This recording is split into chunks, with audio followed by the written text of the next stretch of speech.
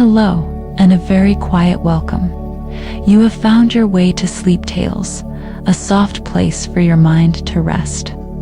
Tonight, there is no need to think or to worry. There is only a story. A simple story to listen to as you breathe. Let the sound of my voice be a gentle blanket. Let the words carry you softly towards your rest. There is nothing to do now. Nothing at all. Just be here and let the story begin. The story is about a girl named Lydia. She was a quiet person in a quiet place. Her world was small, but it was whole. It was a little cottage made of wood and stone, with a roof that sagged just a little in the middle, like a gentle smile. Around the cottage were fields. These were not just fields of grass, but fields of purpose. In one, rows of corn grew tall in the summer. In another, potatoes slept under the dark soil. A small garden close to the cottage held all the green things, the beans and the lettuce and the carrots. This small piece of land, this cottage and its fields, was the only home Lydia had ever known. She lived there with an old woman named Agnes. Agnes was not her mother and not her grandmother. She was simply Agnes, the woman who had found Lydia when she was a small child with no one else. Agnes had a face full of soft lines, and her hands were knotted from years of work, but they were always gentle. Their life together was a life of rhythm, a rhythm set by the sun and the moon and the turning of the seasons. They did not have many words between them, because they did not need them. They understood each other in the quiet moments, in the shared work, in the simple meals they ate together. Lydia felt a deep sense of peace in this life. It was a life of work, yes, but it was a good work. It was the work of tending to the earth and letting the earth tend to you. The cottage was her shelter, the fields were her purpose, and Agnes was her home. In the vast, quiet landscape of the town called Meadowbrook, their small world was a point of light, a place of simple, unspoken love and steady, peaceful existence. Chapter 1. The Rhythm of the Fields. Lydia woke up not to a sound, but to a change in the air. The deep, heavy black of night had thinned to a soft, dark gray. It was the moment just before the birds began to sing, a time of absolute stillness. She lay for a moment under the heavy quilt, feeling the last bit of warmth from sleep. The air in her small room was cool on her face. It smelled of old wood and clean linen and the faint, earthy scent that always drifted in from the fields. She did not need a clock to know the time. Her body knew. It was time to begin the day. She pushed the quilt away and swung her legs over the side of the bed. The wooden floorboards were cold under her bare feet, a familiar shock that woke her up completely. She did not light a lamp. Her eyes were used to the dim light, and she knew the placement of every piece of furniture in the small room. The simple wooden chair where she laid her clothes, the small chest of drawers that held her few belongings, the window that looked out towards the east, a pale gray square in the dark wall. She dressed quickly and quietly, pulling on her thick wool socks, her sturdy trousers, and a simple cotton shirt. She ran her fingers through her hair, a quick and practical gesture, and then she was ready. She opened her bedroom door, which made a soft creak that she knew well. The main room of the cottage was still dark, but a faint, silvery light was beginning to touch the edges of the window panes. She could see the dark shape of Agnes's bed in the corner. The old woman was still asleep, her breathing a soft, steady sound in the quiet house. Lydia moved with a practiced gentleness, her steps light on the floor. She did not want to wake Agnes yet. The old woman needed her rest. She slipped on her worn boots by the door, not bothering to lace them up all the way. Then she lifted the heavy iron latch, the metal cool and solid in her hand, and pulled the door open. The air that greeted her was crisp and clean. It carried the scent of damp earth and distant trees. The world outside was painted in shades of gray and deep blue.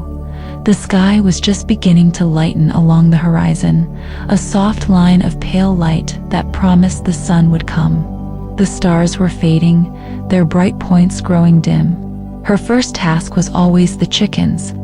The small wooden coop stood a short distance from the cottage. As Lydia approached, she could hear soft clucking sounds from within. The chickens were waking up too. She unlatched the small door to their coop. They rushed out, a flurry of brown and white feathers, pecking eagerly at the food. Lydia watched them for a moment, their simple, busy movements, a familiar start to her day. She checked their water, pouring fresh, clean water from a bucket into their dish. Then she reached into the nesting boxes, her fingers searching for the smooth, warm shells of the eggs. She found 4 of them. She placed them carefully into the pockets of her apron. These eggs would be part of their breakfast. Her next chore was milking the goat. Her name was Daisy, and she was a gentle animal with soft brown eyes. Lydia found her in the small attached shed, chewing calmly. Lydia spoke to her in a soft voice, a low murmur that was more about comfort than words. She ran a hand along Daisy's back, then sat down on the small 3-legged stool. The metal bucket she placed underneath was clean and cool. Her hands moved with a rhythm she had learned years ago, a gentle squeezing and pulling motion. The warm milk streamed into the bucket, making a soft hissing sound that echoed in the quiet morning. It was a peaceful sound, a sound of sustenance. When she was finished, she gave Daisy a fond pat on the head and a handful of fresh greens she had picked the day before. The goat nibbled them from her hand, her whiskers tickling Lydia's palm. She carried the bucket of milk back to the cottage. The sky was lighter now, the gray turning to a soft lavender and pink in the east. The world was slowly gaining its color. Inside the cottage, Agnes was beginning to stir. Lydia could hear the rustle of her blankets. She did not call out, knowing Agnes would get up in her own time. Lydia moved to the large stone hearth where they did their cooking. She took the fresh milk and poured it through a piece of clean cheesecloth into a large ceramic jug. This would strain out any bits of hay or dust. She set the jug in the cool pantry, a small room at the back of the cottage where the temperature stayed low. Then she turned her attention to the fire. The embers from the previous night were still faintly glowing, a bed of soft red in the gray ash. Lydia carefully placed small pieces of kindling on top of the embers and blew gently. A small flame flickered to life, then grew stronger. She added larger pieces of dry wood, building the fire until it was a steady, crackling presence in the room. The fire brought a welcome warmth to the cottage, chasing away the last of the night's chill.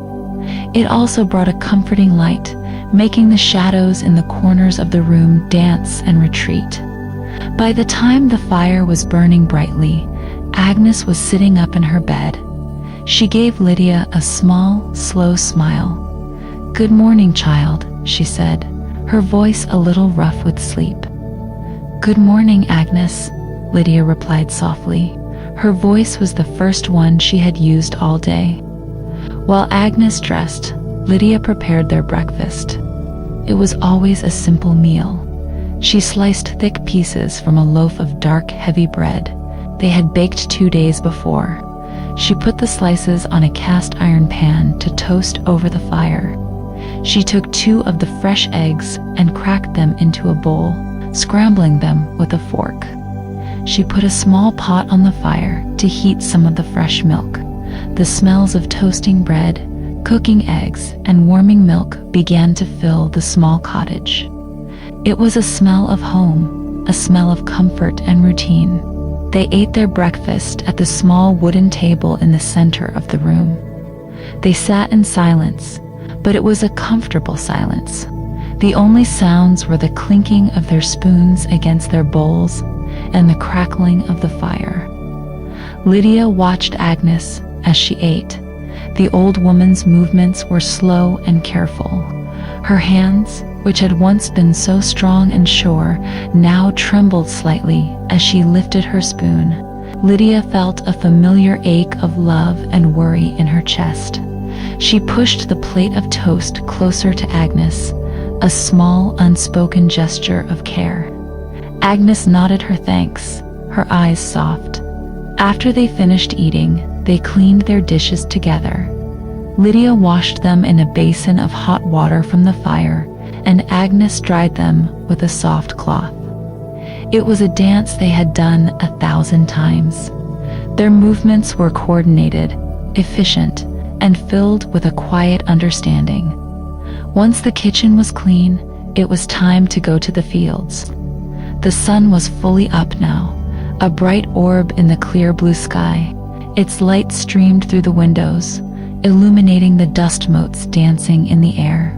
Lydia gathered their tools, the wide-brimmed hats to protect them from the sun, the gloves to protect their hands, the small hand trowels, and the larger hose for weeding. She filled a large jug with cool water from the well. Agnes moved slowly, putting on her own hat and pulling on her gloves.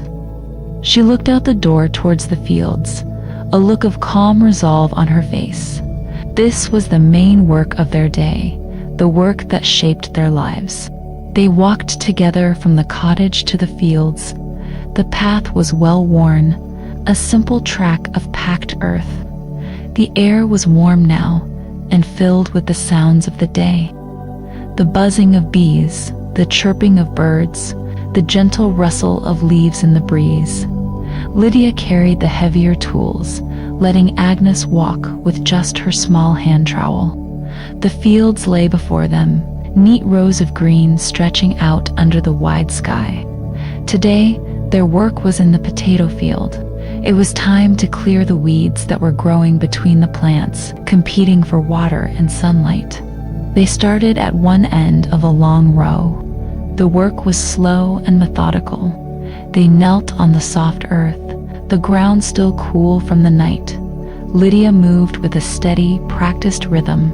Her hands worked quickly, identifying the unwanted weeds and pulling them up by the roots, shaking the dark soil from them before tossing them aside.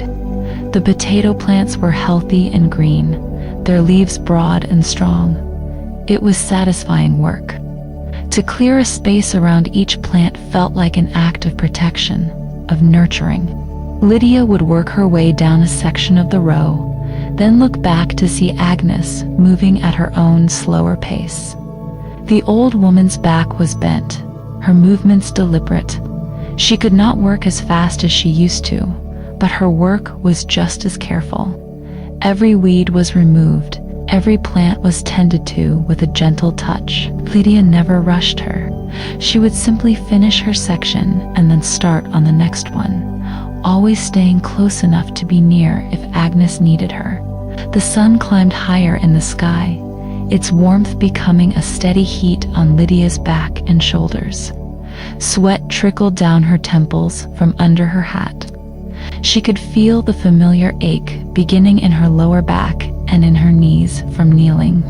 But it was a good ache, the ache of useful labor. She was not thinking about anything in particular. Her mind was focused on the task at hand, the feel of the soil, the different textures of the weeds, the sight of the clean, dark earth she left behind. It was a kind of meditation. Her world shrank to the small patch of ground in front of her. Around midday, when the sun was at its highest point in the sky, Agnes finally straightened up slowly, one hand pressed to the small of her back. "It is time for a rest, Lydia," she said. Her voice was a little tired. Lydia nodded and stood up, stretching her stiff muscles. She walked back to the edge of the field where she had left the jug of water. She poured some into a cup for Agnes first, then drank deeply herself. The water was no longer cool, but it was wet and refreshing. They sat together in the shade of a large oak tree that marked the boundary of their field. They did not speak. They just sat, looking out over the rows of green plants, at the work they had done and the work that was still left to do. The silence was filled with the hum of insects and the gentle sigh of the wind. After a short rest, they returned to the cottage for their midday meal. The walk back felt longer in the heat of the day. Inside the cottage, the air was cooler and dim. It was a welcome relief from the bright sun. Lunch was simple. They ate the rest of the bread, along with some hard cheese and fresh, crisp radishes that Lydia pulled from the garden near the house. They ate slowly, restoring their energy for the afternoon's work. The afternoon was for lighter tasks. The intense heat of the midday sun made working in the open fields too difficult. So, they stayed closer to the cottage. Lydia went to the vegetable garden to do some more weeding. Here, the work was more delicate. She had to be careful not to disturb the young bean sprouts or the delicate lettuce leaves. She worked with her bare hands, feeling the different textures of the plants. The smooth, waxy leaves of the cabbage, the fuzzy stems of the tomato plants, the feathery tops of the carrots. The garden was a small world of its own, full of life and color. Meanwhile, Agnes sat on a bench in the shade of the cottage, a basket of mending on her lap. Her fingers, though sometimes stiff, were still nimble with a needle and thread. She patched a small hole in one of Lydia's work shirts, her stitches small and neat. Lydia would glance over at her from time to time, seeing the concentration on her face, the way her head was bent over her work. A feeling of deep contentment would wash over Lydia in these moments. This was her life. It was simple, it was quiet, and it was good. Later in the afternoon, as the sun began to sink lower in the sky, Lydia had another task. There was a section of the fence around the chicken run that had come loose. She took a hammer and some nails and went to fix it. The wood of the fence post was old and weathered, gray and splintery to the touch. She hammered the loose board back into place, the sharp, rhythmic sound of the hammer blows echoing in the quiet afternoon air. When she was done, she tested the fence with her hand. It was solid and secure again. The chickens were safe. As the afternoon lights softened and the shadows grew long, it was time to bring the animals in for the night. Lydia called to Daisy, the goat, who trotted over to her obediently.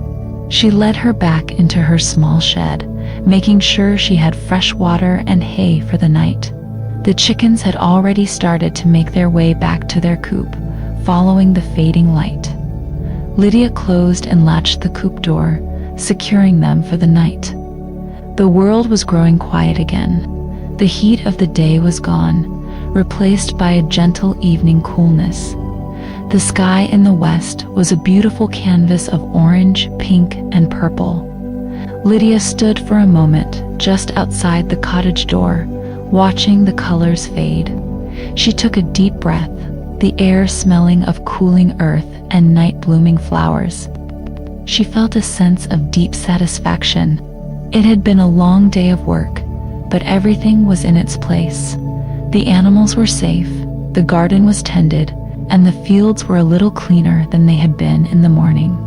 Inside, the cottage was filled with the warm glow of the lamp that Agnes had lit.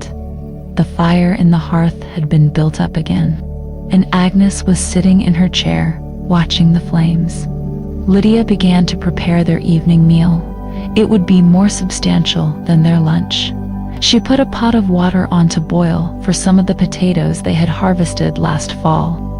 They were stored in the cool pantry, and they were still firm and good. She chopped up some onions and carrots from the garden and put them in a pan to cook with a little bit of lard. The smell of the cooking vegetables filled the room. When the potatoes were soft, Lydia mashed them with some milk and a little salt. She served the mashed potatoes alongside the cooked vegetables.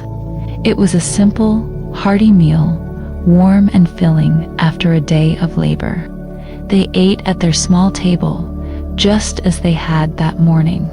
The lamplight cast a soft golden circle around them, making the rest of the room fall into shadow. Sometimes, during their evening meal, Agnes would tell Lydia a story.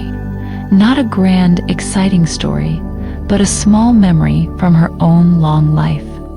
A story about a particularly harsh winter, or a summer when the berries were especially sweet. Tonight, they ate in their usual comfortable silence. The only sound was the gentle crackle and pop of the fire. After dinner, the final chores of the day began. Lydia cleared the table and washed the dishes. Agnes wiped the table clean with a damp cloth. Once the kitchen was tidy, the work of the day was truly done. The rest of the evening was for quiet rest. Lydia sat on the floor by the hearth, leaning against the warm stones. She'd had a basket of socks that needed darning. She took one, found the hole in the heel, and began to weave her needle in and out, closing the gap with neat, strong stitches. It was quiet, repetitive work that kept her hands busy, but allowed her mind to be still. Agnes sat in her chair, not reading, not sewing, just watching the fire. After a while, she began to hum. It was an old tune, a simple melody with no words. Lydia did not know the name of the song, but it was as familiar to her as the sound of the wind. Agnes hummed this song often in the evenings. It was a sound of peace, of contentment. Lydia finished mending one sock and started on another. The lamplight flickered, making the shadows dance. Outside, the world was completely dark. The moon was a bright sliver in the black sky, and the stars were brilliant. Here inside the cottage, with the fire burning and Agnes humming her soft tune, Lydia felt completely safe. This was the heart of her world. This small, warm room held everything that mattered to her. She felt a wave of love for the old woman in the chair, a love so deep and quiet it did not need to be spoken. She knew, in a way she could not explain, that she was lucky. She had this home. She had this peace. She had Agnes. After another hour had passed, Agnes's humming faded and her head nodded forward. She had fallen asleep in her chair. Lydia put her mending aside and gently touched the old woman's shoulder. "Agnes," she whispered, "it is time for bed." Agnes woke with a small start. She looked at Lydia, her eyes a little cloudy with sleep. "Yes, child," she said softly, "it is time." Lydia helped her stand up. She walked with her to her bed in the corner of the room, her hand steady on Agnes's arm. She helped her get under the covers and tucked the quilt snugly around her. Agnes closed her eyes and was asleep again almost instantly. Lydia stood by the bed for a moment, watching her breathe. Then she went around the small room and prepared it for the night. She put the screen in front of the fire so no stray sparks could escape.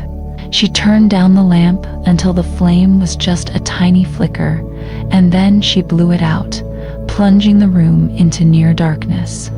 The only light came from the soft red glow of the embers in the hearth and the pale moonlight filtering through the window. She went to her own small room and closed the door softly behind her. She undressed in the dark and slid into her bed. The sheets were cool, and the heavy quilt was a comforting weight. Her body was tired. Every muscle ached with a deep, pleasant weariness. It was the feeling of a day well spent, of work well done. She closed her eyes. She could still hear the faint, steady sound of Agnes's breathing from the other room. She could hear the soft sigh of the wind outside. These were the sounds of her world, the sounds of her home. They were the sounds that told her everything was all right. Within moments, wrapped in the quiet and the dark, Lydia fell into a deep and dreamless sleep. The rhythm of the fields had ended for the day, and it would begin again with the coming of the light. Chapter 2. Whispers of the Past. The rhythm of the seasons had always been a quiet comfort to Lydia. The green shoots of spring gave way to the deep, lush growth of summer, and summer's heat softened into the golden light of autumn. But this year, as summer ended, a new feeling entered the cottage, something that was not a comfort at all. It was a quiet worry, a small cold stone in the bottom of Lydia's stomach. The change was not in the fields or the sky. The change was in Agnes. It began in small ways, little things that Lydia at first tried to ignore. One morning, as they were clearing the breakfast table, Agnes's hand trembled as she reached for a cup. The cup rattled in its saucer, a small, sharp sound in the quiet room. Agnes quickly steadied her hand with her other one and said nothing, but Lydia saw. She saw the flicker of frustration in the old woman's eyes before it was hidden away. Lydia said nothing either. She simply took the cup and saucer and carried them to the washing basin, pretending she had not noticed, but she had. The image of that trembling hand stayed with her all day as she worked in the garden. Then there were the moments when Agnes would simply stop. In the middle of a task, she would pause, her hands still, her eyes looking at something far away that Lydia could not see. One afternoon, they were folding the clean laundry, the warm sun-smelling sheets and shirts. Agnes was folding a towel, her movements slow and practiced. Suddenly, she stopped. The towel lay half-folded in her lap. She sat staring at the wall, her expression blank. Lydia watched her for a full minute. The only sound was the buzzing of a fly near the window. "Agnes," Lydia finally said, her voice very soft. Agnes blinked as if waking from a dream. She looked down at the towel in her lap, then up at Lydia, a little confused. "I was just thinking," she said, but her voice was distant. She did not say what she was thinking about. The work in the fields became harder for her. The harvest time came, and the potatoes needed to be dug up from the earth. This was heavy work. It meant pushing a fork deep into the soil and lifting the heavy clumps of earth and potatoes. In years past, Agnes had worked alongside Lydia, her movements strong and steady. They would fall into a rhythm, the two of them, working their way down the rows together. This year, it was different.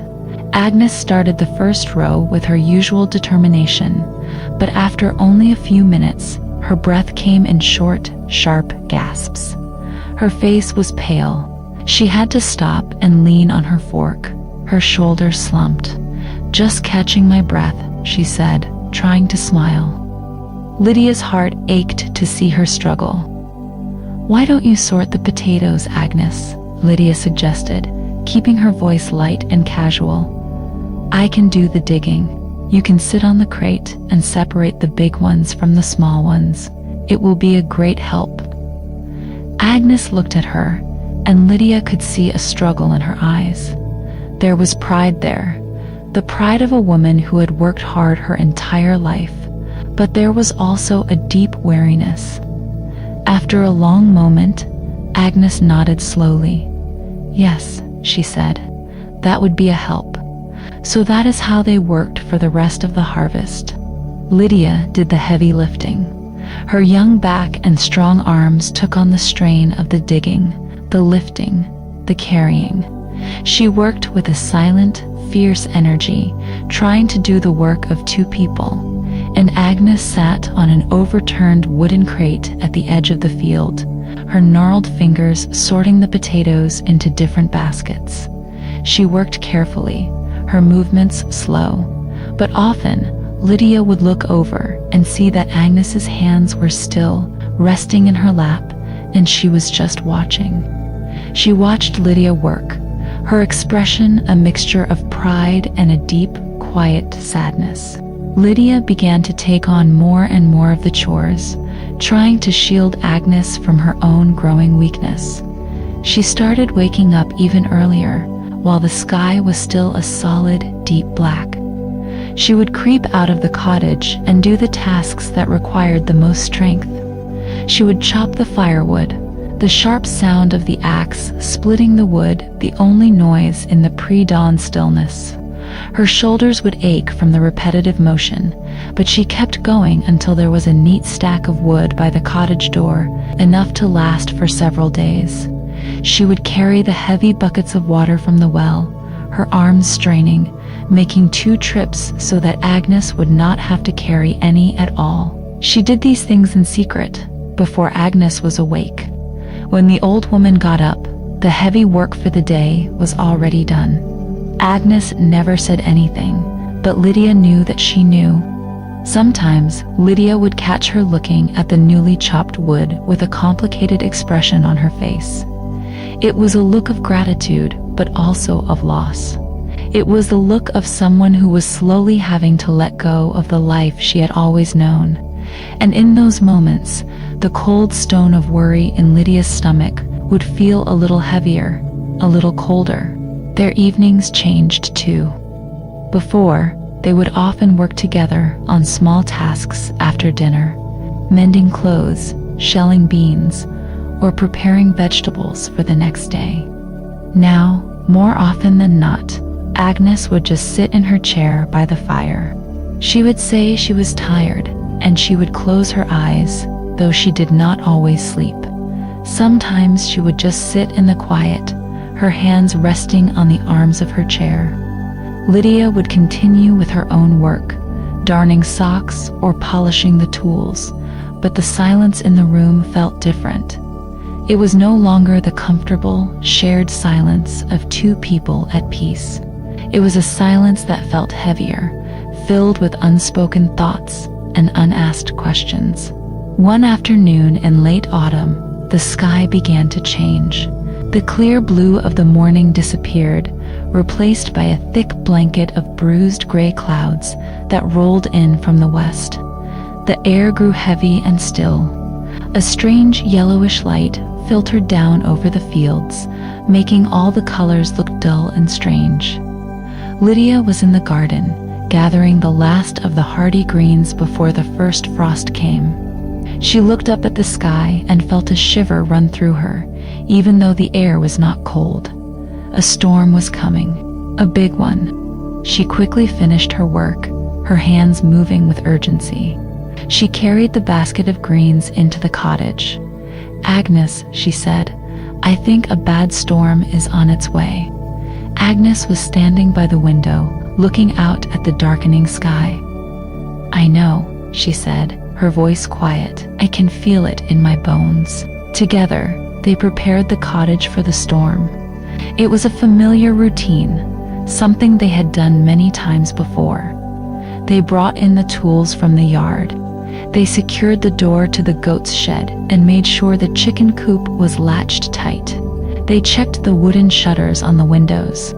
Lydia climbed a small ladder to fasten the shutters on the higher windows, while Agnes secured the ones on the ground floor.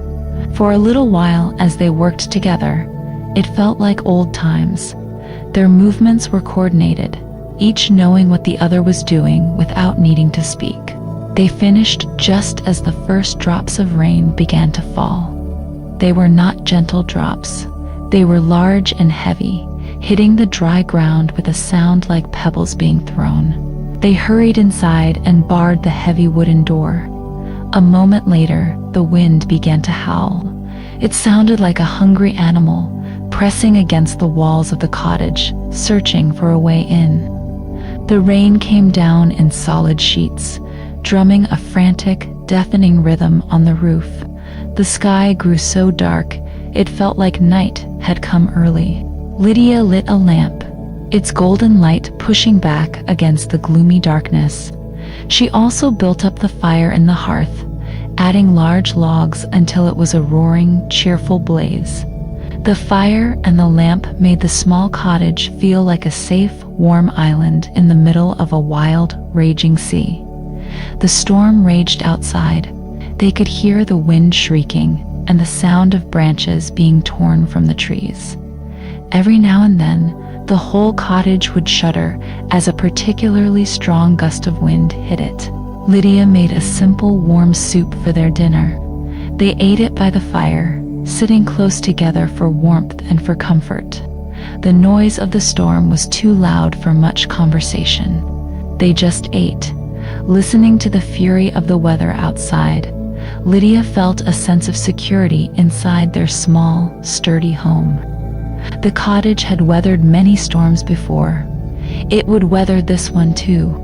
After they had eaten and cleaned their bowls, they sat together by the fire. There was nothing else to do but wait for the storm to pass. Lydia had her mending basket, but she did not feel like working. She just watched the flames dance and leap in the hearth. Agnes was very quiet. She stared into the fire, her face illuminated by the flickering light. The lines on her face seemed deeper in the dancing shadows. She looked older than Lydia had ever seen her look before. For a long time, the only sounds in the room were the crackling of the fire and the roar of the storm outside. Then, in a moment when the wind seemed to pause to catch its breath, Agnes spoke. Her voice was low and clear, but it carried a weight that made Lydia turn to look at her. "I was married once," Agnes said. She did not look at Lydia. She kept her eyes fixed on the fire. Lydia was so surprised she could not think of anything to say. In all the years she had lived with Agnes, the old woman had never once spoken of a husband. Lydia had always assumed she had never been married. She had no pictures, no letters, no objects that suggested a life with anyone else. Agnes had always just been Agnes. Agnes seemed to understand Lydia's surprise. She gave a small, sad smile, still looking at the flames. "It was a very long time ago. I was young, younger than you are now." She paused and Lydia waited, her heart beating a little faster. This felt important. It felt like a door was opening into a part of Agnes's life that had been kept locked and hidden for years. "His name was Arthur," Agnes continued, her voice soft. "He was a good man, a kind man. He did not work the land like I did. He loved books, he loved music. He was a gentle soul." She was silent for another long moment, lost in a memory that was more than half a century old. "We were happy for a time. We had a small house, not in Meadowbrook, but closer to the city. But we wanted different things from life. I wanted the quiet, the earth, the feeling of the sun on my back. He wanted the city, the noise, the people, the excitement." He said the silence of the country was deafening. She sighed, a deep, slow sound that seemed to come from the very bottom of her soul. "We did not fight. We did not shout. Our parting was as quiet as the rest of our life together. It was a slow drifting apart, like two boats on a river that choose different currents. One day he packed his books and his few clothes, and he left for the city. And I came here, to this cottage. It belonged to my parents. I came back to the land." Lydia listened, completely captivated. She was trying to picture it, a young Agnes with a husband named Arthur. It was like trying to imagine the sun rising in the west. It did not seem possible. "Did you ever see him again?" Lydia asked, her voice barely a whisper. Agnes shook her head slowly. "No, we never saw each other again. Life moves on. The years pile up like dry leaves in the autumn, and you find yourself old, sitting by a fire, telling a story to a child who is now a woman." She finally turned her head and looked at Lydia. Her eyes were clear, but they held a deep and ancient sadness. "I do not regret my life, Lydia. This life with you, this good, quiet life, it has been a blessing. But sometimes I remember." The storm outside seemed to answer her, a long, low rumble of thunder shaking the cottage. Agnes stood up slowly, her body a little stiff. She walked over to the large wooden chest that sat against the far wall of the room. It was a chest that Lydia had never seen opened. It held spare blankets and winter clothes. Agnes knelt down and lifted the heavy lid. She rustled around inside for a moment, moving the blankets aside. When she stood up again, she was holding a small wooden box. It was a simple box, made of a dark, smooth wood.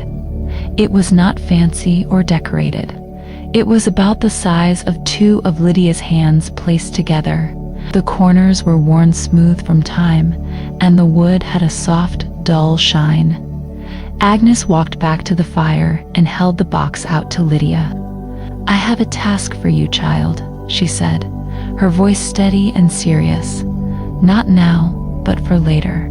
For when I am gone." The cold stone of worry in Lydia's stomach turned to ice.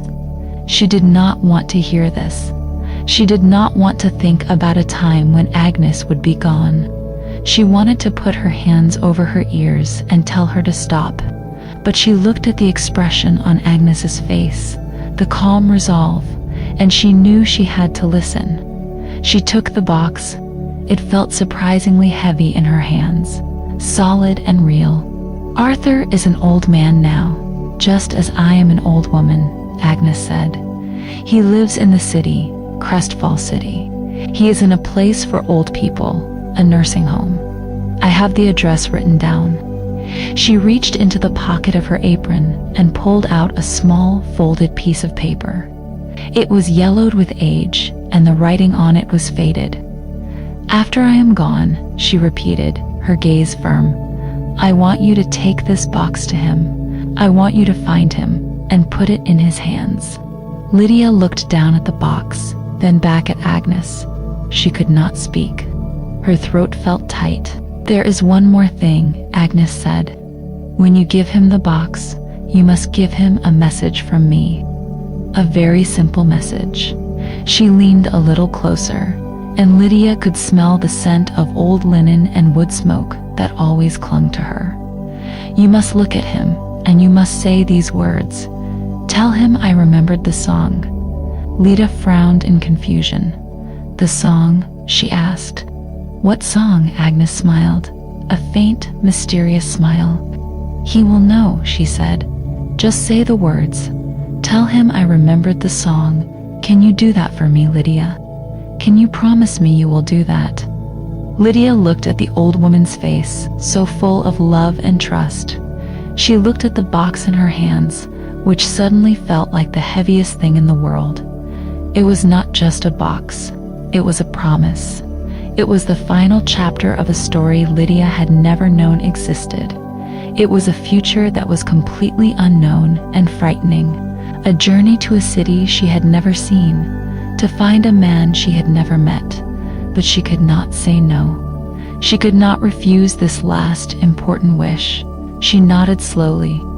"Yes, Agnes," she whispered, her voice hoarse. "I promise." Agnes reached out and placed her trembling hand on top of Lydia's, where they rested on the wooden box. Her hand was cool and papery, but her grip was surprisingly strong. "Thank you, child," she said. She looked relieved, as if a great weight had been lifted from her shoulders. She took her hand away and sat back down in her chair. She did not speak of Arthur or the box again. She simply closed her eyes and sat listening to the storm, which was beginning to lessen. The wind was no longer shrieking, but moaning a low, sad tune. The rain was not drumming on the roof, but tapping gently. Lydia did not move. She sat on the floor by the fire, holding the wooden box in her lap. It was a simple object, but it had changed everything. The cottage, which had always felt like the entire world, now felt very small. It felt like a starting point, not a final destination. Beyond the fields and the trees, beyond the town of Meadowbrook, there was another world, Crestfall City, a nursing home. An old man named Arthur, and Lydia had promised to go there. A seed had been planted in her. It was a seed of purpose, but it was wrapped in a thick shell of dread. The thought of leaving the cottage, of leaving the only life she had ever known, was terrifying. The thought of navigating a huge city full of strangers made her feel small and helpless. But the thought of breaking her promise to Agnes was impossible. Later that night, long after the storm had passed and the moon had appeared from behind the broken clouds, Lydia lay awake in her bed. The cottage was silent except for the soft, steady breathing of Agnes in the other part of the room. The wooden box was on the small chair next to her bed. In the pale moonlight that streamed through her window, she could just make out its dark, simple shape. She did not open it. Agnes had not told her to. It was not for her. It was for Arthur. She stared at the box for a long time. It was a link to a past she was not a part of, and a key to a future she could not imagine. She thought about Agnes, sleeping so peacefully just a few feet away. She was not just the old woman who had raised her. She was a woman who had loved and lost, a woman with a secret history, and now that history had become Lydia's responsibility. The quiet, simple rhythm of her life had been broken. A new, uncertain path had been laid out before her, and she knew with a certainty that settled deep in her bones that one day she would have to walk it. She closed her eyes, but sleep was a long way away. The weight of her promise was a heavy blanket, and the whispers of the past echoed in the silent room. Chapter 3: The Quiet Goodbye. The conversation during the storm was a turning point. After that night, something in Agnes seemed to let go. It was as if speaking of Arthur and giving Lydia the heavy weight of the wooden box had been the last great effort she had to make.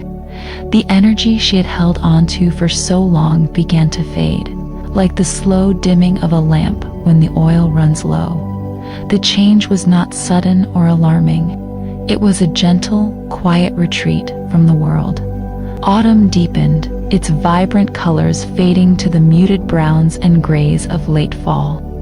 A chill settled into the air, a damp cold that seemed to seep into the very stones of the cottage. The work in the fields was done. The potatoes were in the cellar, the corn was harvested, and the ground was left to rest under a thin blanket of fallen leaves. The rhythm of Lydia's life, once dictated by the sun and the soil, began to change. It was now dictated by Agnes. The first thing to go was Agnes's walks. She had always loved to walk to the edge of the woods in the late afternoon, to watch the way the setting sun filtered through the trees. But one day she stood at the open door, looked out at the path, and simply shook her head. "My legs are too tired today, child," she said, and turned back to her chair by the fire. She never went for a walk again. Lydia started going for her. In a way, she would walk the familiar path alone and then come back and describe what she had seen. The last of the red leaves clinging to a branch, the pattern of frost on the fallen logs. Agnes would listen, her eyes closed, and nod. Then she stopped working in the garden. Even the light tasks, like pulling the last of the carrots or covering the herbs with straw for the winter, became too much for her. Lydia would see her standing at the edge of the garden patch, her hands resting on the low fence, just looking. She was not looking at the plants. She was looking at a part of her life that was now over. Lydia took over all the garden chores, her heart heavy as she worked alone in the cold air. Soon, Agnes spent most of her days in her favorite armchair by the hearth. The chair, with its worn fabric and sagging cushions, became her entire world. She would sit there from morning until evening, wrapped in a thick wool blanket. Sometimes she would watch Lydia move about the cottage, her eyes following her as she swept the floor or kneaded bread. Other times, she would simply stare into the fire, her thoughts a mystery. Her body seemed to be shrinking, growing smaller and more frail within her loose-fitting clothes. Her skin, already thin, became almost translucent. the blue veins on the backs of her hands standing out clearly. Lydia's routine shifted to revolve entirely around the old woman in the chair. Her first thought upon waking was no longer the chickens or the goat, but Agnes. She would creep out of her room in the pre-dawn quiet and look towards Agnes's bed. She would listen for the sound of her soft, shallow breathing. Only when she heard it, a faint but steady rhythm, would the tightness in her own chest loosen. Her days became a series of quiet, careful tasks. She would build up the fire first, making sure the room was warm before Agnes even thought about getting up. She would help her from her bed to the chair, Agnes's arm feeling as light and fragile as a bird's wing in her grasp. She would settle her in the chair with blankets and pillows, making sure her back was supported and her feet were warm. Cooking changed completely. The hearty stews and heavy breads they once shared were replaced by softer, simpler foods. Lydia learned to make thin, nourishing broths, simmering chicken bones and vegetables for hours until all the goodness had been cooked out. She would strain the broth carefully, making sure it was perfectly clear and smooth. She would mash potatoes and carrots until they were a soft, creamy pulp, easy to swallow. She would soak pieces of bread in warm milk until they fell apart. She served these small meals to Agnes on a little tray, cutting the food into tiny bites. Some days, Agnes would eat a few spoonfuls with slow, deliberate effort. On other days, she would just shake her head, her appetite gone. Lydia never pushed. She would simply take the tray away, her own throat tight with worry. The silence in the cottage grew deeper. Agnes spoke less and less. Her voice, when she did speak, was a faint whisper, like the rustling of dry leaves. So Lydia began to fill the silence. She talked to Agnes as she worked, her voice a low, steady murmur. She described the weather, the way the frost made patterns on the window panes, the color of the winter sky. She told her about the animals, how the goat was getting a thick winter coat, how one of the chickens had laid a pale blue egg. She talked about the chores she was doing, explaining each step as if Agnes had never done them herself. "I am adding more wood to the fire now, Agnes. Big, dry pieces of oak. They will burn for a long time and keep us warm." One afternoon, while looking for a spare blanket in the old wooden chest, Lydia found a book tucked away at the very bottom. It was a small, thin book with a faded blue cover. The pages were yellowed and soft, and it was full of simple poems about nature, the woods, the rain, the moon, the seasons. She brought the book to the fireside and sat on a small stool next to Agnes's chair. "I found a book of poems, Agnes," she said softly. "Would you like me to read one to you?" Agnes did not open her eyes, but she gave a very small, slow nod. So Lydia began to read. Her voice was quiet and even. The poems were simple, their words as plain and beautiful as the world outside their cottage window. She read about a field of snow under the moonlight and about the sound of the wind in the pine trees. She read a poem about a single perfect wildflower. As she read, she noticed a change in Agnes. The old woman's breathing, which had been shallow and a little uneven, became deeper and more regular. She seemed to be relaxing, soothed by the gentle rhythm of the words. From that day on, reading the poems became a part of their daily routine. Every afternoon, Lydia would sit by Agnes's chair and read from the little blue book, her voice a soft anchor in the quiet room.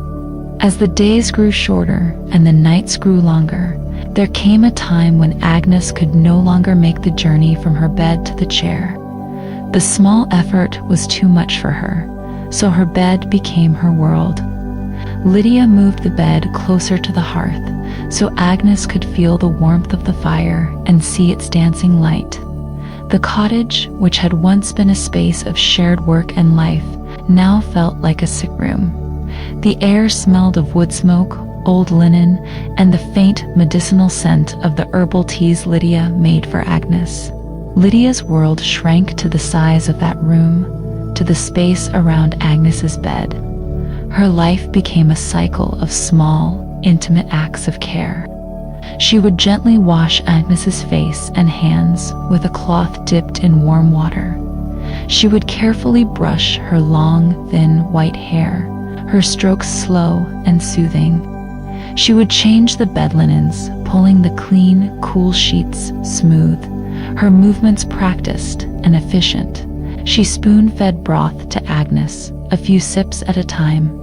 She sat by the bed for hours on end, her mending basket in her lap, her hands busy with small automatic tasks, but her eyes were always on Agnes. Sometimes she would just sit, doing nothing at all, and hold Agnes's hand. The old woman's hand lay limp in hers. It was all bone and thin, papery skin. It was no longer the strong, capable hand that had taught Lydia how to plant seeds, how to milk the goat, how to knead bread, but holding it connected Lydia to her, a silent conversation of touch that said everything that words could not. It said, "I am here. You are not alone. I love you." During these long, quiet hours, Lydia had a lot of time to think. Her thoughts often drifted to the wooden box that now sat on the chest of drawers in her own small room. The promise she had made to Agnes felt like a distant dream, something that belonged to another life. Her entire focus, her entire being, was centered on the present moment, on the frail woman breathing softly in the bed. But the thought of the promise was always there, under the surface. It was a heavy thing, a future that she could not yet bear to look at. One day, Agnes was more awake than she had been in a long time. Her eyes were open and clear, and she seemed to be looking at Lydia with a focused attention. Lydia was sitting by the bed, holding her hand. Agnes's fingers tightened around Lydia's, a faint but definite pressure. "You are a good child, Lydia," Agnes whispered, her voice surprisingly clear. "A good child." Tears pricked at Lydia's eyes, and she squeezed Agnes's hand gently in return. She could not speak. A lump had formed in her throat. Agnes held her gaze for a long moment, her eyes full of a deep, peaceful love. Then her eyelids fluttered and closed, and she drifted back into a light sleep. Those were the last words Agnes ever said to her. The end came a few days later. It was a cold, still afternoon. The sky was a uniform sheet of pale gray, and a light dry snow was falling, the flakes drifting down slowly and silently.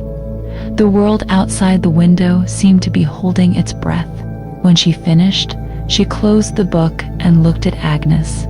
The old woman's eyes were closed, and her face was calm and peaceful. Her breathing was very soft, very shallow. Lydia thought she was in a deep and healing sleep. She sat for a long time, just watching her. The only sounds in the cottage were the soft crackle of the fire and the faint, almost inaudible sound of Agnes's breathing. Lydia watched the snowflakes drift past the window. She watched the firelight flicker on the stone walls. She felt a strange sense of peace in the room, a deep and profound stillness. An hour passed, and then another. The light outside began to fade. It was the silence that finally alerted her. At some point, the tiny, faint sound of Agnes's breathing had stopped. The room was now completely, utterly silent, except for the fire. She listened, her head close to Agnes's chest. There was nothing. She gently placed her fingers on the side of Agnes's neck, where she had sometimes felt a faint pulse. There was no pulse. She laid her hand on Agnes's cheek. It was cool to the touch. Agnes was gone. She had not struggled. She had not been in pain. She had simply let go, drifting away as quietly and gently as the snow falling outside. Lydia sat back in her chair. She felt a great hollow emptiness open up inside her.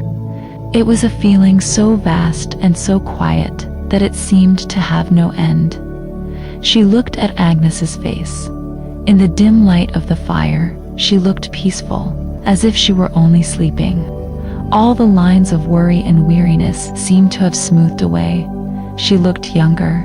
She looked free.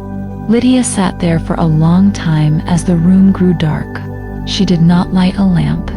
She just sat in the firelight, alone with the silence. The silence was the most terrible thing. For her entire life, the cottage had been filled with the small sounds of Agnes's presence. Her breathing, her humming, the soft shuffle of her feet on the wooden floor, the clink of her spoon against a bowl. Now, all of those sounds were gone forever. The silence that was left was not a peaceful silence. It was a loud, empty, aching silence that filled every corner of the cottage. Lydia's own breathing sounded harsh and intrusive in the vast stillness. She did not know how long she sat there.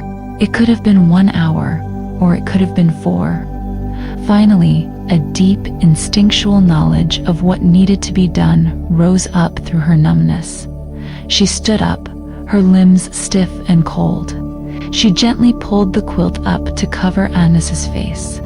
Then she walked to the door, put on her coat and boots with numb, fumbling fingers, and stepped out into the night. The snow was still falling, a soft, thick blanket covering the ground. The world was white and silent. It was a long walk to the nearest neighbor, a farmer named Thomas and his wife, Mary. Their small farm was over a mile away, down a dark, winding lane. Lydia walked with her head down, her feet making the only sound in the pristine snow. She did not feel the cold. She did not feel anything at all. She was moving through a dream, he said, his voice full of concern. Behind him, his wife Mary appeared, wiping her hands on her apron. She just stood there, the snow falling on her hair and shoulders. Mary's expression softened with a deep, immediate understanding. She came forward and put a warm, gentle arm around Lydia's shoulders. "Oh, child," she whispered. "Is it Agnes?" Lydia could only nod. The simple act of nodding broke something inside her. A single, hot tear rolled down her cold cheek. Mary led her inside, into the warmth of their kitchen. She sat Lydia down in a chair by their big iron stove. "I will take care of things." He looked at Lydia with gentle pity. "You stay here with Mary." He went out into the night, his footsteps crunching in the snow as he walked towards her silent cottage. Mary did not ask questions. She simply busied herself with making a cup of hot, sweet tea. She put it into Lydia's hands, wrapping her cold fingers around the warm mug. She sat with her at the table, her presence a solid, comforting weight in the swirling emptiness of Lydia's mind. Lydia did not drink the tea. She just held the warm mug, staring at the swirling steam. Later, Mary led her to a small guest room. She helped her take off her wet coat and boots and tucked her into a soft bed with a heavy quilt. "You rest now," she said, her voice full of a motherly kindness Lydia had never known. Lydia lay in the strange bed, in the strange, quiet room, and stared into the darkness. She was not in her own bed. Agnes was not in the next room. Nothing was right. The world had come undone. The funeral was 2 days later. It was a small, simple affair. Thomas had built a plain wooden coffin. He and another neighbor carried it to the small burial ground behind the old village church. The sky was a hard, bright winter blue, and the air was bitingly cold. The snow-covered ground crunched under their feet. There were only a few people there: Lydia, Thomas, and Mary, and the old man who ran the general store in the village a few miles away. Lydia stood by the open grave, wrapped in a dark shawl that Mary had given her. She felt completely detached, as if she were watching herself from a great distance. She listened to the few words the old storekeeper said, something about a long life and a peaceful rest. She watched as they lowered the wooden box into the cold earth. She heard the first shovelful of frozen dirt hit the top of the coffin. The sound was dull and final. It was the sound of a door closing forever. Mary stood beside her, her hand a firm, steady presence on Lydia's arm. But Lydia felt a loneliness so profound it was like a physical wall around her, separating her from everyone else. When it was over, Mary and Thomas walked her back to the cottage. The silence inside was even worse than before. It was now an official silence, a permanent silence. Mary had cleaned the cottage while Lydia had been staying with them. Agnes's bed was gone. Her chair was still by the fire, but it was just a chair now. It was empty. The whole house was empty. Mary had left a pot of stew on the stove and a fresh loaf of bread on the table. "You must eat, child," she said gently. Lydia stood at the door and watched them walk away, their dark figures growing smaller and smaller against the white snow until they disappeared. She was truly alone. In the days that followed, Lydia moved through the cottage like a ghost. She fell back into the old routines of the chores because it was the only thing she knew how to do. She got up in the dark, cold morning and went out to the shed.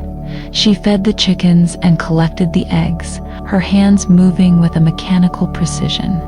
She milked Daisy the goat, the familiar rhythm of the task offering a small, fleeting moment of comfort. She brought the milk inside and strained it. She built up the fire, but there was no purpose to any of it. She collected the eggs, but there was no one to cook them for. She brought in the milk, but the jug stayed full in the pantry. She ate small amounts of the food Mary had left, just enough to keep her strength up. The food had no taste. The days were long, silent, and empty. The evenings were the worst. She would sit in her own chair by the fire, the chair opposite Agnes's empty one. The silence in the room would press in on her, so heavy it felt like she could not breathe. She would stare at the empty chair until her eyes blurred with tears that would not fall. She tried to continue her work. She looked at the worn socks and shirts, and all she could think of was Agnes, sitting in her chair, humming her soft, tuneless song. The memory was so sharp, so painful, that she had to put the basket away. One afternoon, she walked out to the fields. The ground was hard and frozen, covered in a thin layer of old snow. She stood and looked at the empty rows, at the place where she and Agnes had worked together for so many years. She could almost see her there, kneeling in the dirt, her back bent to her task. The land that had always been a source of comfort and purpose now seemed vast, empty, and meaningless. It was just frozen dirt. The life had gone out of it, just as the life had gone out of the cottage. She knew, with a deep and heavy certainty, that she could not stay here. The cottage was no longer a home. It was a tomb, full of memories that were now too painful to bear. Every object, every sound, every corner of every room was a reminder of what she had lost. The loneliness was a constant ache, a hollow space in her chest that would never be filled.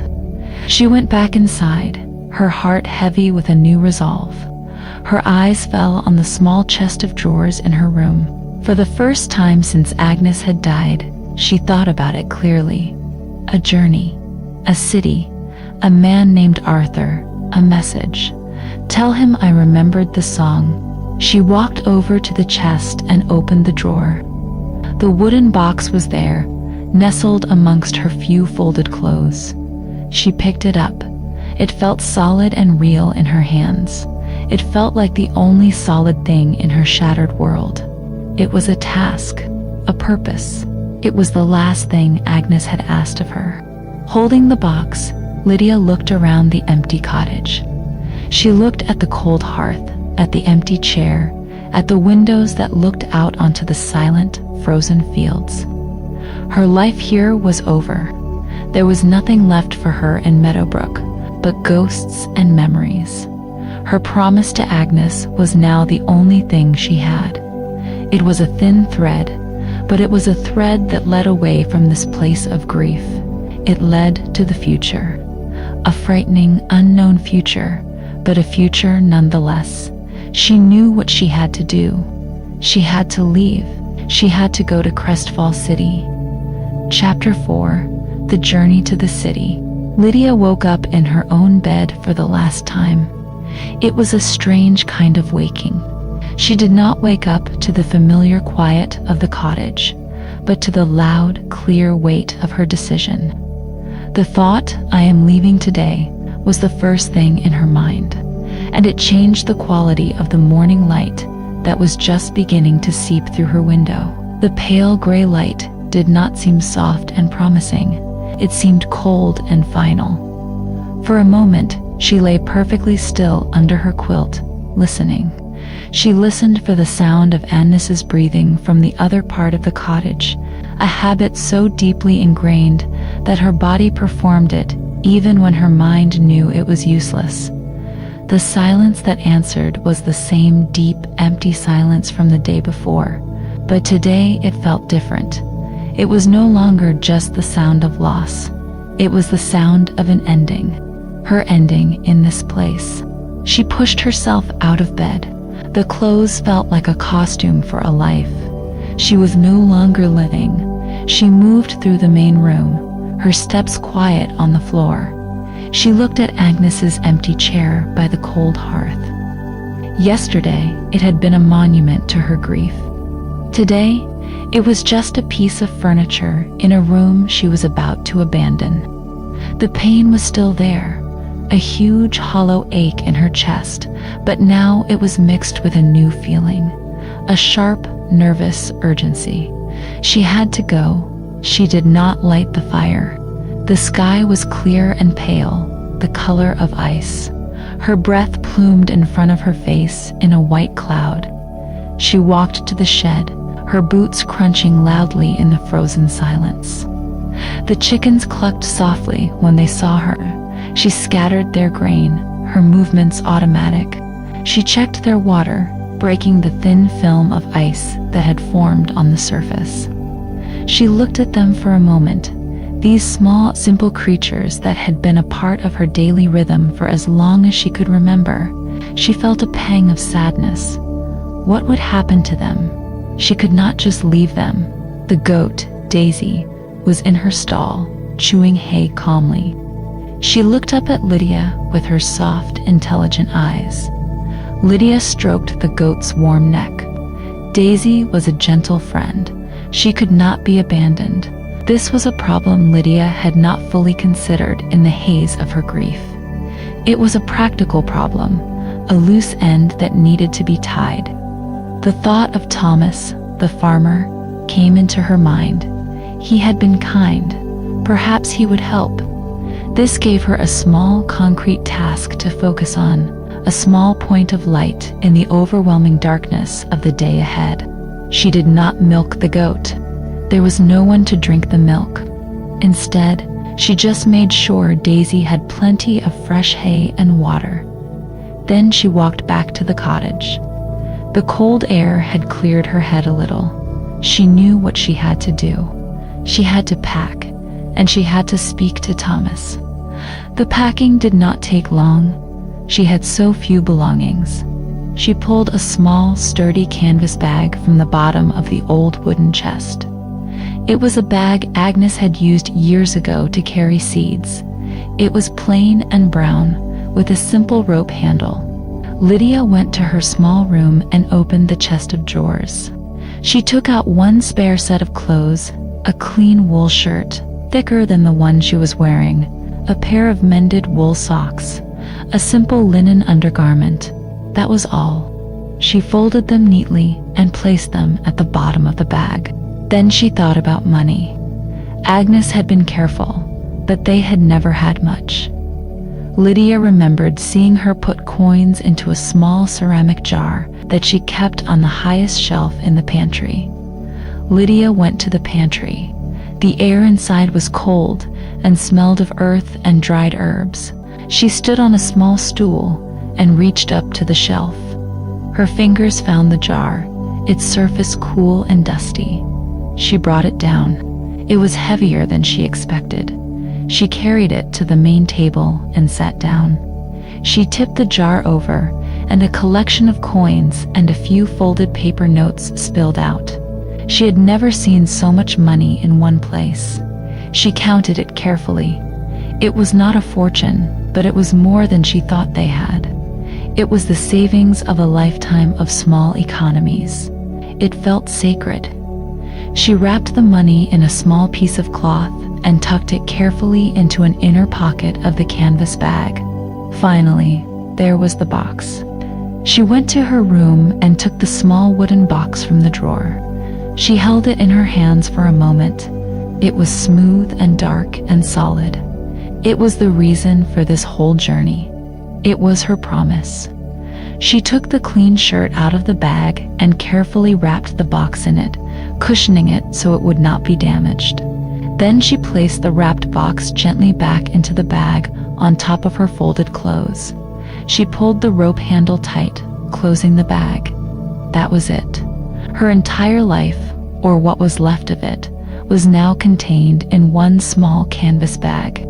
She felt strangely light, as if shedding all her other possessions had also shed some great weight from her. She put the bag by the door. Now she had to go and see Thomas. She put on her coat again and left the cottage, pulling the door closed behind her. She did not lock it. There was no key. The long walk to the neighboring farm felt different this time. She was not a grieving child seeking help. She was a woman with a purpose, with a request to make. The cold air felt sharp and clean in her lungs. She focused on the crunch of her boots on the snow, the sight of the bare black branches of the trees against the pale sky. She tried not to think about the fact that this was the last time she would ever walk this path. When she reached Thomas's farm, she saw him by the barn, pitching hay into a wagon. He saw her coming and stopped his work, leaning his pitchfork against the side of the barn. His face was full of a quiet concern. "Lydia," he said, his voice a low rumble, "is everything all right?" "I am leaving, Thomas," Lydia said. The words sounded stark and strange in the cold air. She had not said them out loud before. Thomas did not look surprised. He just nodded slowly, his eyes kind. "I see," he said. He waited for her to continue. "The animals," Lydia said, her voice a little shaky. "The chickens and the goat. I cannot take them with me. I do not want to just leave them." "Of course not," Thomas said immediately. "You should not worry about them. Mary and I will take them in. We have plenty of room. We will give them a good home. You can be sure of that." A wave of immense relief washed over Lydia. It was so strong it almost made her knees weak. "Thank you," she whispered. It was a small phrase for such a large kindness. "Thank you. When are you going?" he asked gently. "Today," she said. "Now I am walking to the village to catch a bus." Thomas looked at her small frame, at her thin coat. He looked at the long, cold road that stretched away from his farm. "That is a long walk in this cold," he said. "Let me get the wagon. I can take you to the village. It is no trouble." Lydia wanted to say no, to not be a bother, but she was tired, and the thought of that long, lonely walk was daunting. She nodded her head in gratitude. "That would be very kind," she said. So Lydia stood and waited while Thomas went to get his horse and wagon. He came back a few minutes later, the horse's breath steaming in the air. He had placed a thick wool blanket on the wooden seat for her. She climbed up, and he climbed up beside her. He clucked to the horse, and the wagon began to move. They rode in silence for a few minutes, back towards her cottage. "I need to get my bag," she said when they got close. Thomas stopped the wagon and waited while she ran inside. The cottage was just as she had left it, cold and silent. She grabbed the canvas bag from beside the door. Before she left, she took one last look around the room, the empty chair, the cold hearth, the table where she had eaten 1,000 meals with Agnes. A sharp, painful memory of Agnes humming by the fire rose up in her, so strong it almost made her gasp. She turned and walked out of the cottage quickly, without looking back again.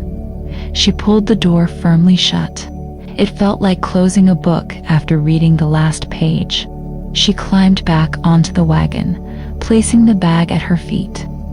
Thomas did not look at her. He just flicked the reins, and the wagon started moving again, away from the cottage, away from the fields, away from everything she had ever known. She did not turn her head to watch it disappear. She kept her eyes fixed straight ahead, on the backs of the horse and the long, frozen road. The ride to the village was quiet. The only sounds were the crunch of the wagon wheels on the snow and the soft snorting of the horse. The landscape was familiar, but it looked different from the high seat of the wagon. She saw the woods and fields of her childhood from a new perspective. They seemed smaller and further away. The village was not much of a village. It was just a small collection of houses, a church with a tall, thin steeple, and a single store with a sign that said General Store in faded paint. Thomas pulled the wagon to a stop in front of the store. There was a simple wooden signpost next to it. That was the bus stop. "This is it," Thomas said gently. "The bus to the city should come by in about an hour." He reached behind him and pulled out a small, lumpy package wrapped in brown paper. "Mary packed this for you," he said, handing it to her. "Something for your journey." Lydia took the package. It was still warm. "Thank you," she said again, her voice thick with emotion. "For everything. You take care of yourself, Lydia," Thomas said, his voice full of genuine kindness. "You were a strong girl. You will be all right." He looked at her for a long moment. Then he clucked to the horse, turned the wagon around, and started the slow journey back to his farm. Lydia stood alone by the side of the road and watched him go until he was just a small dot in the distance. Then she was alone. She stood by the signpost and waited. The village was very quiet. A few people walked past, and they gave her curious looks, but no one spoke to her. She pulled the blanket Thomas had given her more tightly around her shoulders. The cold was starting to sink into her bones. She unwrapped the package Mary had sent. Inside were 2 thick slices of fresh warm bread and a large piece of hard cheese. Lydia was suddenly aware of a deep, gnawing hunger in her stomach. She sat down on a cold wooden bench near the signpost and ate. The bread was soft and a little sweet, and the cheese was sharp and salty. It was the most delicious thing she had ever tasted. It filled her with a small measure of warmth and strength. She waited for what felt like a very long time. The sun was a little higher in the sky, but it gave off no heat. Finally, she heard a new sound. It was a low rumbling, a sound that grew steadily louder. A moment later, a huge, strange vehicle appeared at the end of the road. It was long and blue and very tall. It made a loud hissing sound as it pulled to a stop in front of her. A door in its side folded open. This was the bus. It looked big and intimidating. A man with a gray uniform and a tired face leaned out. "Crestfall City?" he asked, his voice impatient. Lydia nodded, her heart starting to beat faster. She clutched her canvas bag and the blanket and climbed up the steep steps into the bus. The inside was warm and smelled of stale air and something sweet. There were 2 long rows of seats, most of them empty. She paid the driver with a few of the coins from her jar. He gave her a small paper ticket. She walked down the narrow aisle, feeling clumsy and out of place. She chose a seat by a large window, about halfway down. She put her bag on the seat next to her and wrapped the blanket around herself. The door hissed shut. With a lurch and a loud groan from the engine, the bus started to move. It pulled away from the small village, and Lydia watched the general store and the church steeple get smaller and smaller until they were gone. She was on her way. The motion of the bus was strange. It was a constant swaying and bumping that was very different from the gentle rhythm of the wagon. She held onto the seat in front of her to steady herself. She looked out the window. At first, the scenery was familiar. The snowy fields, the bare trees, the occasional farmhouse. But soon, the landscape began to change. The fields became smaller, separated by more and more fences. The houses became more frequent, closer together. She saw roads crossing their road, with metal signs that had words and numbers she did not understand. She saw power lines for the first time. Thick black cables swooping from tall wooden poles, stretching for miles in every direction. She had never seen anything like them. They seemed to crisscross the sky, a strange man-made web. The world outside her window was becoming more complicated, more cluttered. The simple, clean lines of her home were gone, replaced by a jumble of shapes and colors. There were other people on the bus, a few seats ahead of her. An old man was reading a newspaper, the pages rustling every time he turned one. Across the aisle, a young woman was listening to music through small white wires that went into her ears. Lydia had never seen such a thing.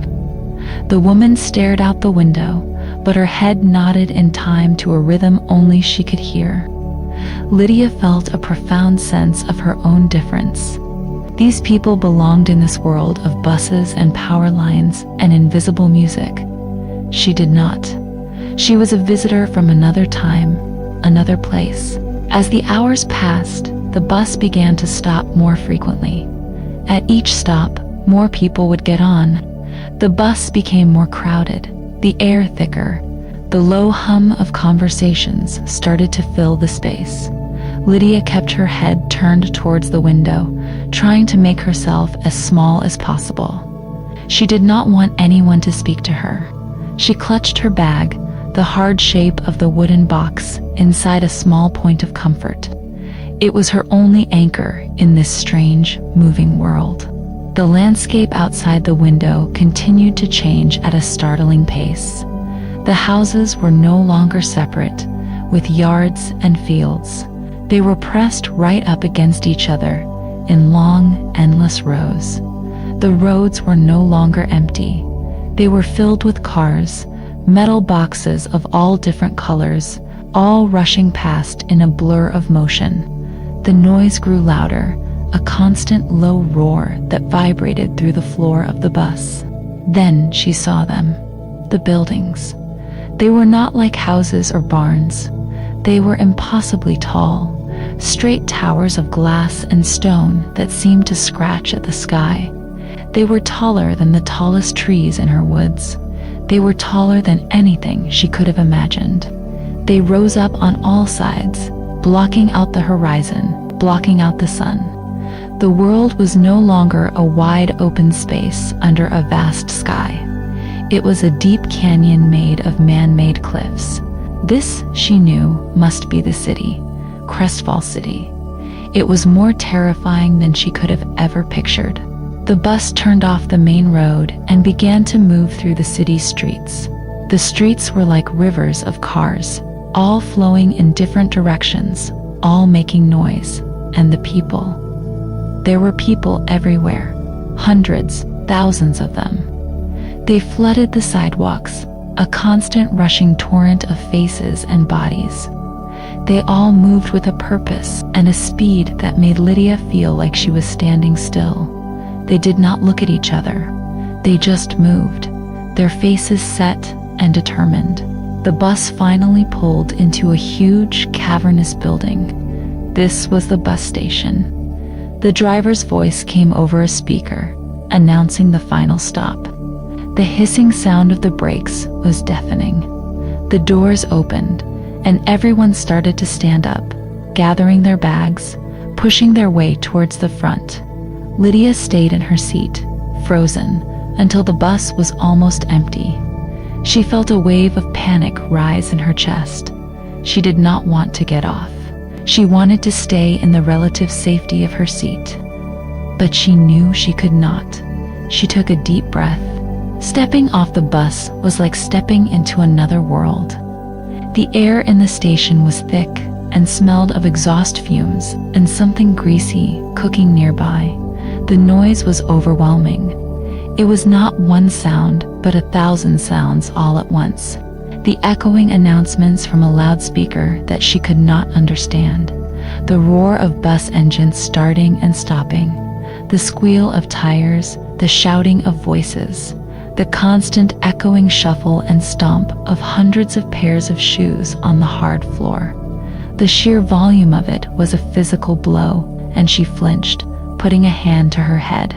The light was just as bad. It was not the natural light of the sun.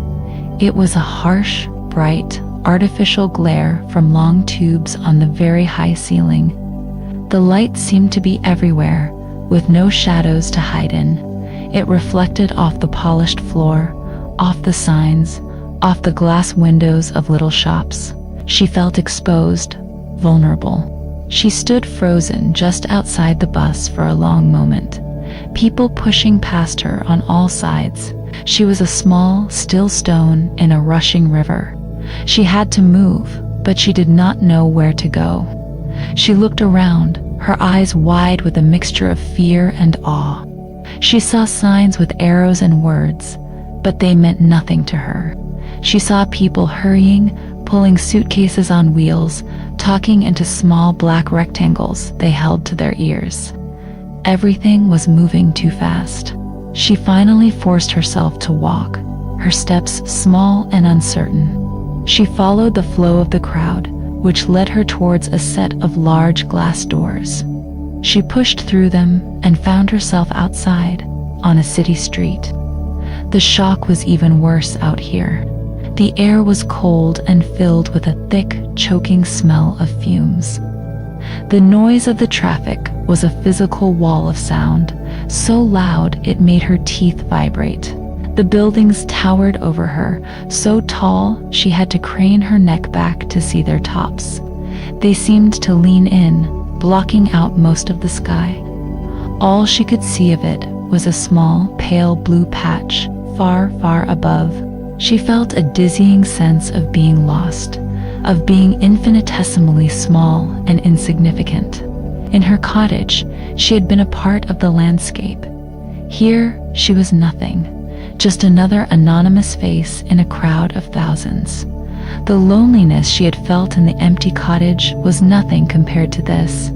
This was a new kind of loneliness, a loneliness that came from being surrounded by people who did not see her, in a place that had no room for her. She knew she needed to find a place to stay for the night.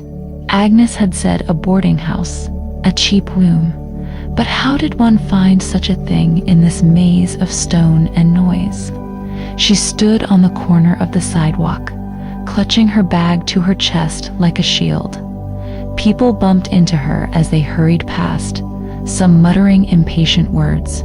She felt tears of frustration and fear prick at her eyes, but she forced them back. Crying would not help. She saw a man in a dark blue uniform standing near the curb. He looked official. He looked like someone who might know things. Gathering all her courage, she walked over to him. "Excuse me," she said, her voice sounding small and weak against the roar of the city. The man turned. He had a tired face.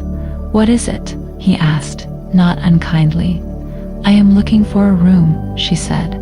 A place to stay, a cheap place. The man looked her over, taking in her simple clothes, her worn bag, her wide, frightened eyes. He sighed. "Go that way," he said, pointing down a slightly narrower street. "Keep walking for about 10 blocks. You'll see signs in the windows, places that rent rooms by the week. Be careful, though." He gave her a final, pitying look, and then turned away, his attention already on something else. Lydia whispered her thanks, but he was already gone. She clutched the man's directions like a lifeline. 10 blocks. She did not know what a block was, but she assumed it was a section of the street. She started walking in the direction he had pointed. The street was less crowded here, the buildings not quite so tall, but the noise was still constant, and the smells were just as strong. She walked and walked, her legs aching. She counted the intersections she crossed. 1, 2, 3. The city was a relentless assault on her senses.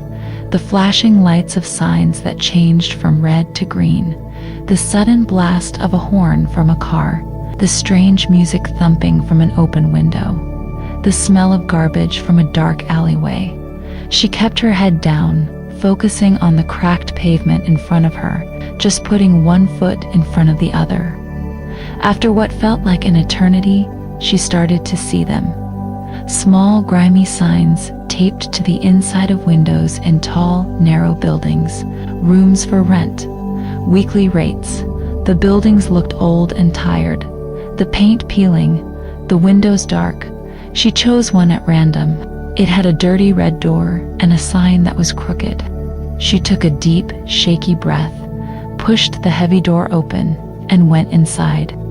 The air inside was stale and smelled of cooked cabbage and dust. A steep, narrow staircase went up into the gloom. A small bell had rung when she opened the door, and a woman appeared from a doorway at the back of the dark hall. She was large, with messy gray hair and a sour expression on her face. "What do you want?" she asked, her voice harsh. "A room," Lydia said quietly. "I would like to rent a room. For how long?" the woman demanded. "A week," Lydia said. It was the first number that came into her head. The woman named a price. It sounded like a lot of money, but Lydia had nothing to compare it to. She nodded. She reached into her bag and took out the cloth-wrapped bundle of money, her hands trembling slightly. She carefully counted out the right number of paper notes and gave them to the woman. The woman snatched the money and recounted it quickly. "3rd floor, room 7. At the back," she said, handing Lydia a single tarnished brass key. "No noise after 10. And I want the money for the next week on Monday morning or you're out." She then turned and disappeared back into her room, closing the door behind her. Lydia was left alone in the dim, dusty hall. She held the cold key in her hand. She started the long climb up the narrow, creaking staircase. The air grew staler with each floor. She passed closed doors from behind, which she could hear the faint sounds of televisions or muffled arguments. On the 3rd floor, she found a dark hallway. The carpet was worn and stained. She found the door with a tarnished number 7 on it. She put the key in the lock. It was stiff, but it turned. She pushed the door open and stepped inside. The room was very small. It was barely big enough for the narrow metal bed that was pushed against one wall. The mattress on the bed was thin and lumpy, covered with a thin gray blanket. There was a small, rick-backed wooden chair and a tiny chest of drawers with peeling varnish. A single, bare light bulb hung from a wire in the center of the ceiling. There was one small window, but it was so dirty she could barely see through it. What she could see was the grimy brick wall of the building next door, only a few feet away. She closed the door behind her, and the sound of the latch clicking into place seemed very loud. She walked over to the bed and sat down. The springs creaked loudly in protest. She put her canvas bag on the bed next to her.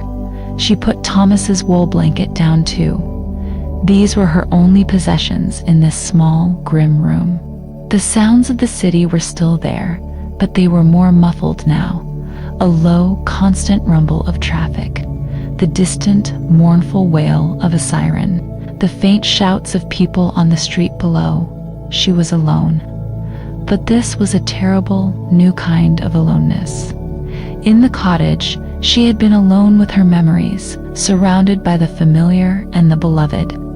Here she was alone in a world of strangers, surrounded by noise and dirt and ugliness.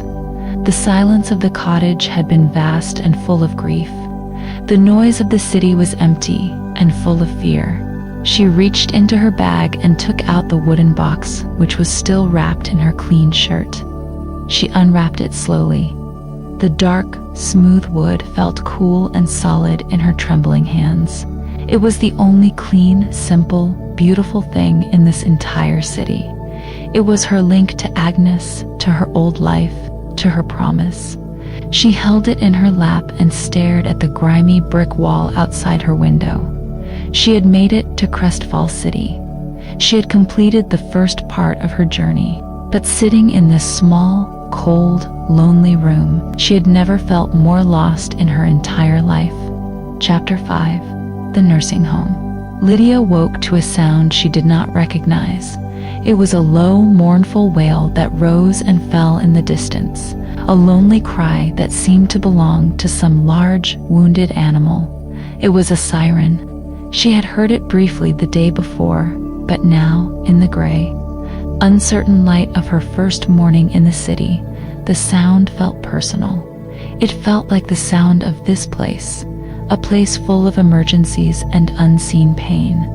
She lay on the lumpy mattress, her body stiff from the unfamiliar bed.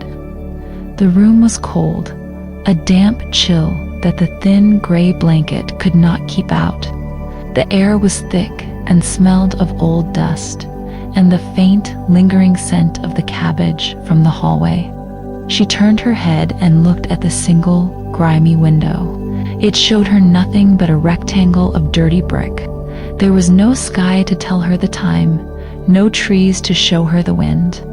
She missed the window in her cottage, the window that had shown her the sunrise every morning, the wide expanse of the fields, the slow and steady turning of the world. Here, the world felt stuck, a place of brick walls and strange, sad noises. She closed her eyes for a moment and tried to imagine she was back in her own bed, with the familiar scent of wood smoke in the air and the quiet, steady breathing of Agnes in the next room. But the image would not come. The reality of this small, cold room was too strong. The memory of her old life felt like a story she had read in a book a long time ago. She sat up, the bed springs groaning in protest. She felt a deep ache in her bones, a weariness that had nothing to do with sleep. It was the weariness of fear and loneliness. She looked at her small canvas bag on the floor next to the bed. Inside was the box, the promise, the reason she was here. The thought of it was both a burden and a comfort. It was a heavy weight, but it was also a direction. It was the only thing she had to hold on to in this vast, confusing place. She could not stay in this room forever. She had a task to complete. She got dressed, pulling on the same clothes she had worn the day before. They felt stiff and cold. There was no fire to warm them by. There was no warm milk to drink. There was no gentle routine to guide her through the morning. She felt adrift, untethered. She went to the small, cracked mirror above the chest of drawers and looked at her reflection.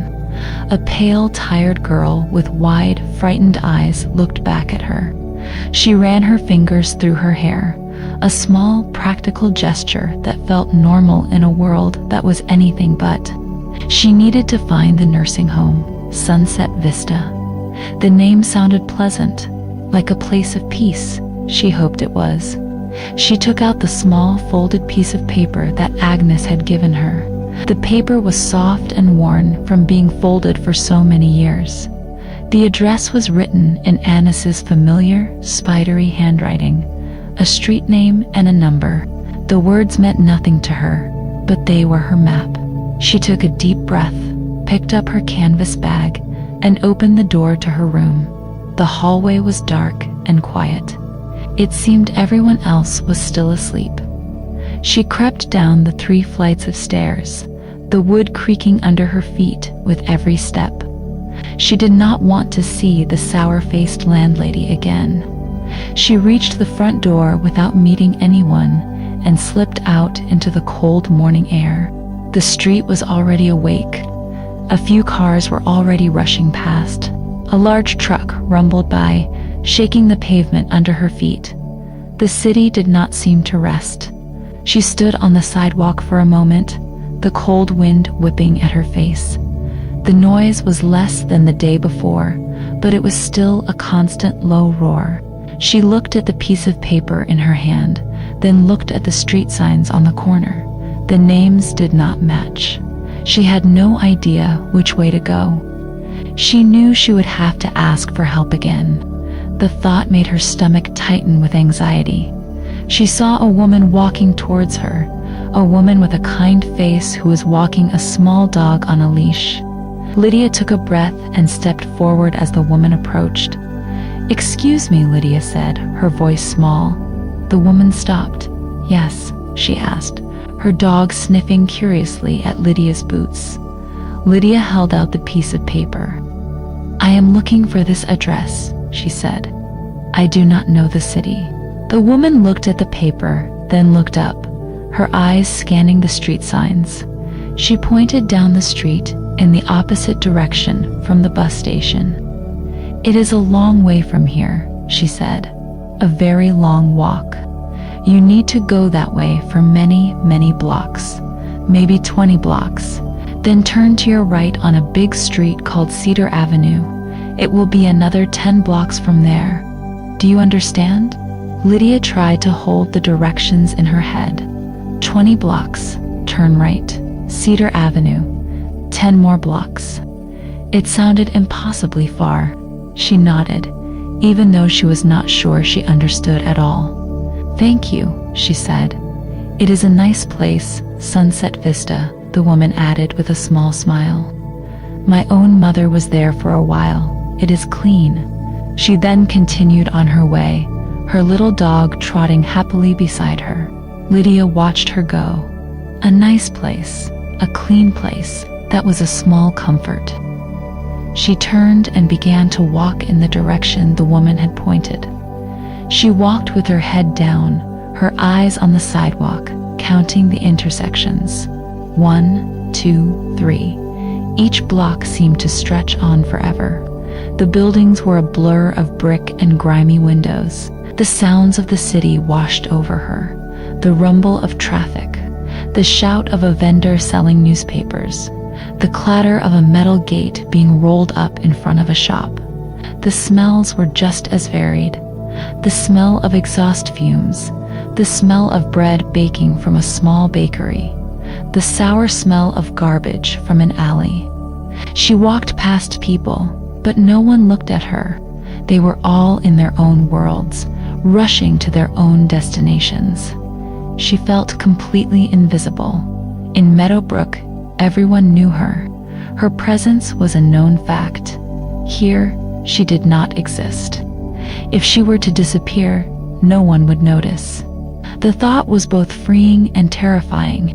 She kept walking, her legs beginning to ache. The canvas bag felt heavy on her shoulder. She passed more and more shops, windows full of clothes on headless dummies, windows full of shiny metal tools, windows full of brightly colored fruits and vegetables that looked too perfect, too waxy to be real. It was all a strange and confusing spectacle. She did not let herself be distracted. She just kept counting the blocks. 18, 19. She came to a much wider street. The traffic here was thicker, faster. She looked up at the sign, Cedar Avenue. She had found it. A small wave of relief washed over her. She had completed the first part of the directions. Now she had to turn right. She waited for a flashing red hand on a pole to change to a walking white figure, just as she had seen other people do. When the figure appeared, she hurried across the wide street, her heart pounding. This new street was different. The buildings were set further back from the road. There were small patches of grass in front of them, and even a few trees.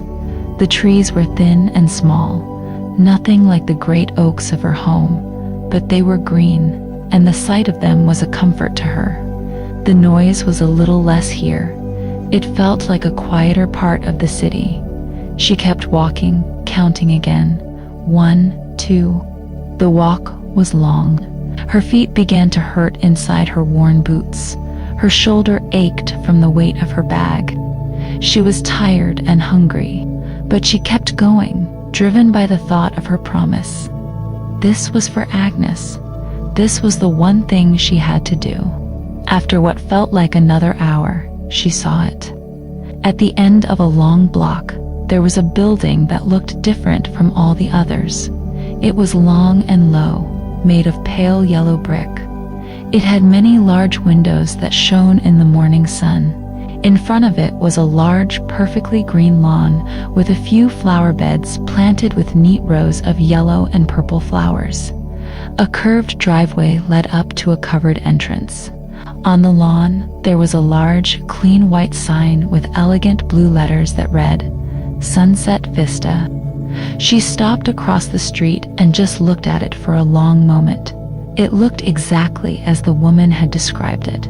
Clean, nice, but there was something about it that made her feel uneasy.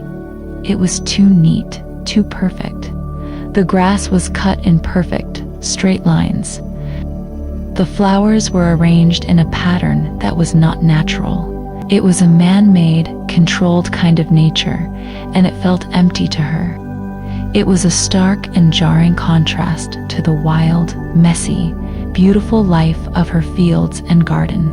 She took a deep breath to steady her nerves and walked across the street. Her worn boots felt clumsy and loud on the smooth pavement of the driveway. As she approached the entrance, a set of large glass doors slid open automatically with a soft whoosh. She flinched, startled by the sudden movement. She had never seen doors that opened by themselves. She hesitated for a moment, then stepped through them into the building. The inside was very quiet.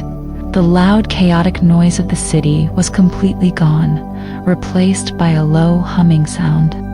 The air smelled sharp and clean, like some kind of polish or disinfectant. It was a sterile smell, not a living one. The floor was made of shiny, pale tiles that reflected the bright, white light from long tubes in the ceiling. The light was even and shadowless, and it made everything look flat. In front of her was a large, curved desk. Behind it sat a young woman in a crisp blue uniform. She was talking into a black telephone that was attached to her ear by a wire. A few elderly people were sitting in comfortable-looking armchairs arranged in the large, open space. They were not talking to each other. One woman was staring at a television screen on the wall, which showed pictures but had no sound. An old man was asleep in his chair, his head on his chest. Another woman was just staring at the wall, her hands folded in her lap, her expression completely blank. A feeling of deep sadness washed over Lydia. This place was quiet, but it was not a peaceful quiet. It was the quiet of waiting, the quiet of loneliness. Lydia walked slowly towards the desk. She stood and waited politely until the young woman finished her phone call. The woman put the phone down and looked at Lydia, her expression polite but distant. "Can I help you?" she asked. "I am here to see Arthur," Lydia said. Her own voice sounded loud in the quiet room. "Arthur," the woman said, her fingers poised over a keyboard. "Do you have a last name?" Lydia's heart sank. Agnes had never told her his last name. She had only ever called him Arthur. I do not know it, Lydia stammered, feeling foolish.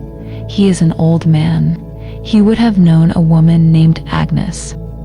The woman's polite expression tightened a little with impatience. We have several residents named Arthur, she said.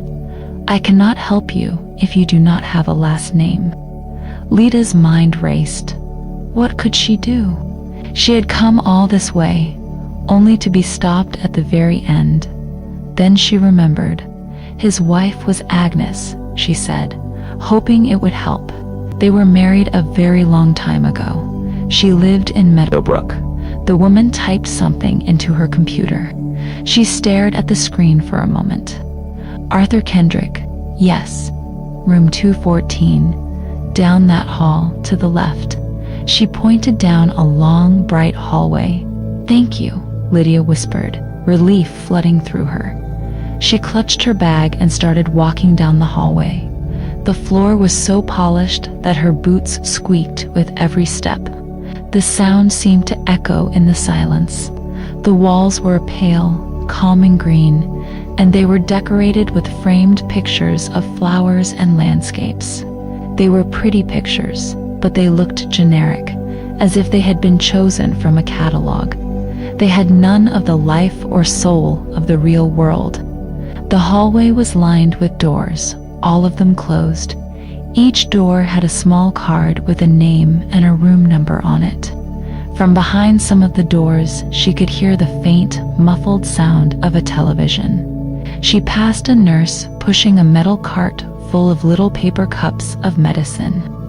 The nurse gave her a brief, professional smile and continued on her way. Lydia found the door with the number 214 on it. The card said Arthur Kendrick.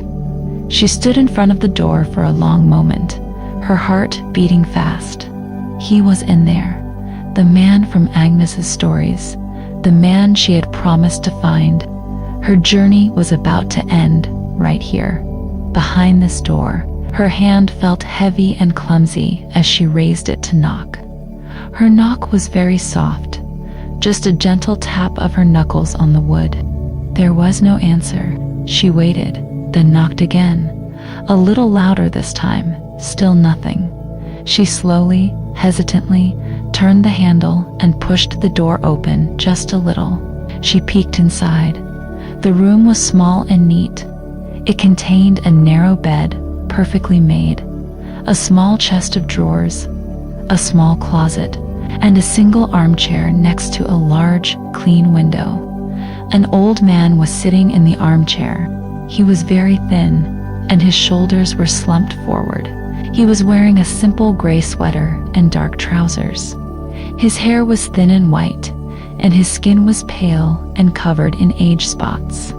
He was staring out the window, his back to the door. He did not seem to have heard her. Lydia pushed the door open wider and stepped silently into the room. She closed the door softly behind her. The man did not move. He seemed completely lost in whatever he was seeing out the window. Lydia followed his gaze. The window looked out over the back of the building, at another perfectly manicured lawn and a tall brick wall. There was nothing to see. She stood there in the middle of the room, not knowing what to do. He seemed so far away, so lost in his own world. She did not want to startle him. She took a few quiet steps closer. "Arthur," she said, her voice barely a whisper. The old man did not seem to hear. He remained perfectly still. "Arthur Kendrick." She tried again, a little louder this time. Slowly, very slowly, the man turned his head.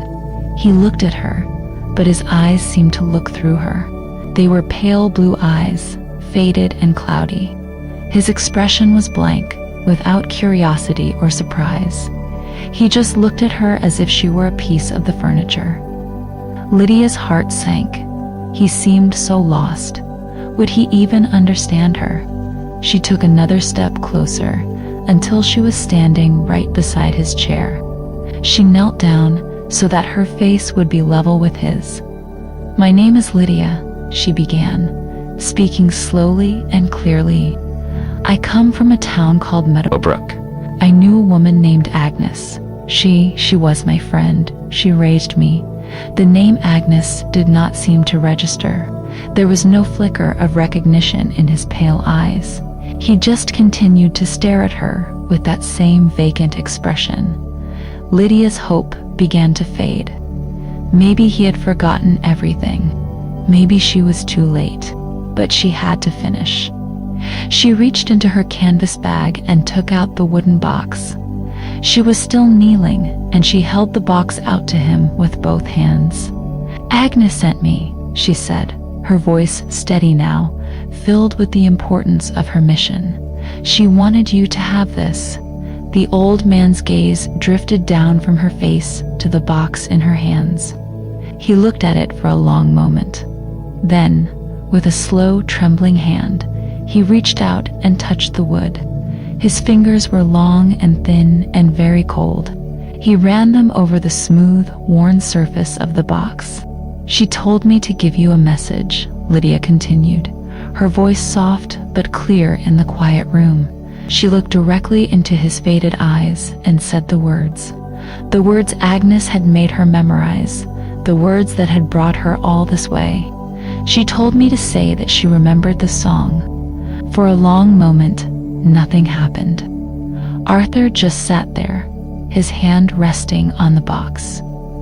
Then, something shifted in his eyes. A tiny spark, a faint light in the cloudy depths. He looked from the box to Lydia's face, and for the first time, he seemed to be truly seeing her. He took the box from her hands.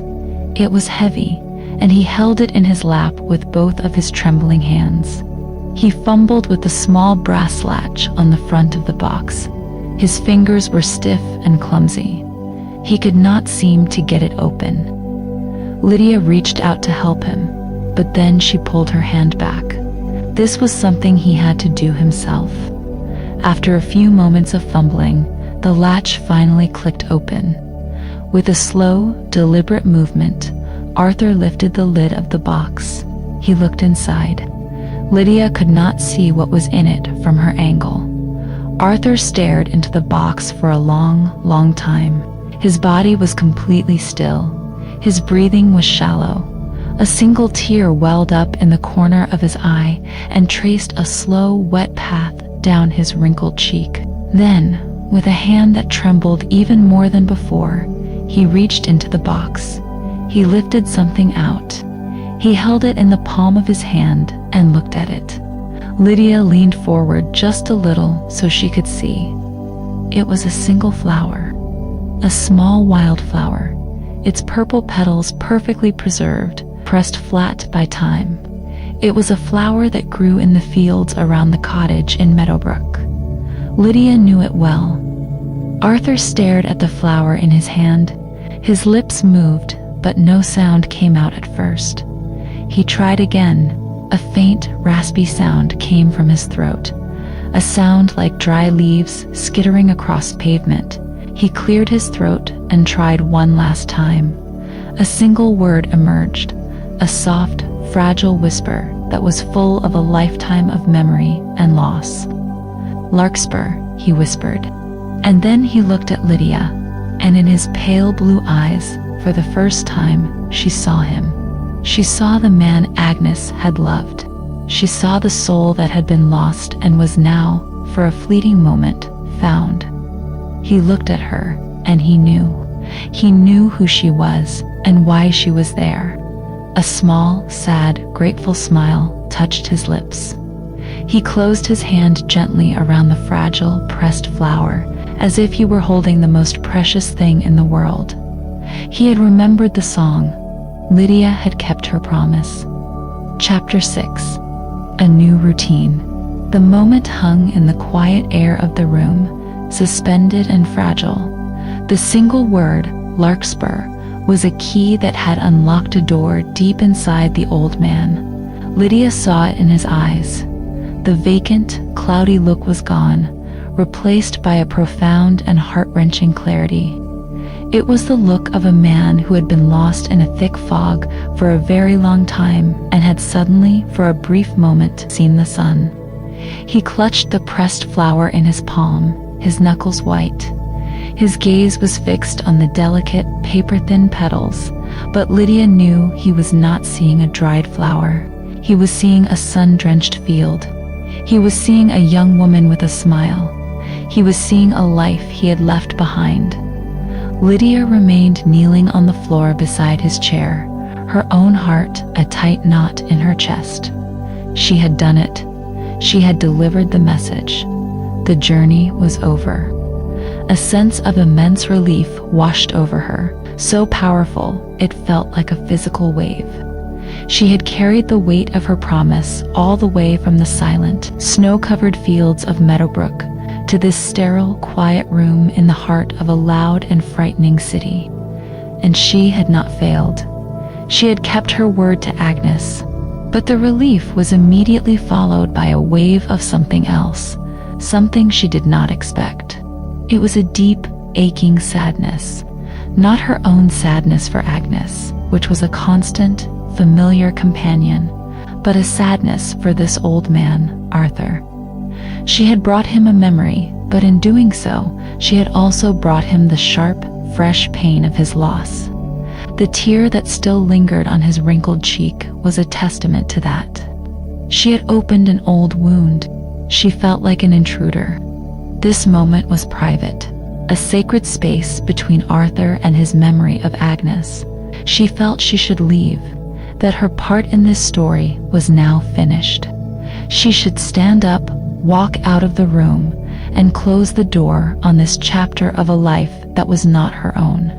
She could go back to her small gray room in the boarding house, and in the morning she could decide what to do next. Her task was complete. She was free. Just as she was about to move, the door to the room opened. A nurse came in, a young woman with a brisk, efficient manner. She was carrying a small paper cup.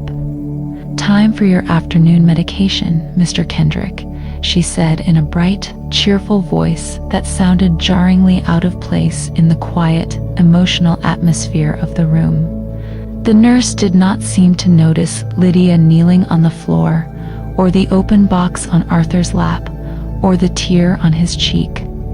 Her focus was entirely on her task. She handed the cup to Arthur and a small glass of water. Arthur seemed to shrink back into himself at her arrival. The brief light in his eyes flickered and dimmed. He became the vacant old man again, his movements slow and automatic as he took the pill and swallowed the water. The door to the memory had closed again.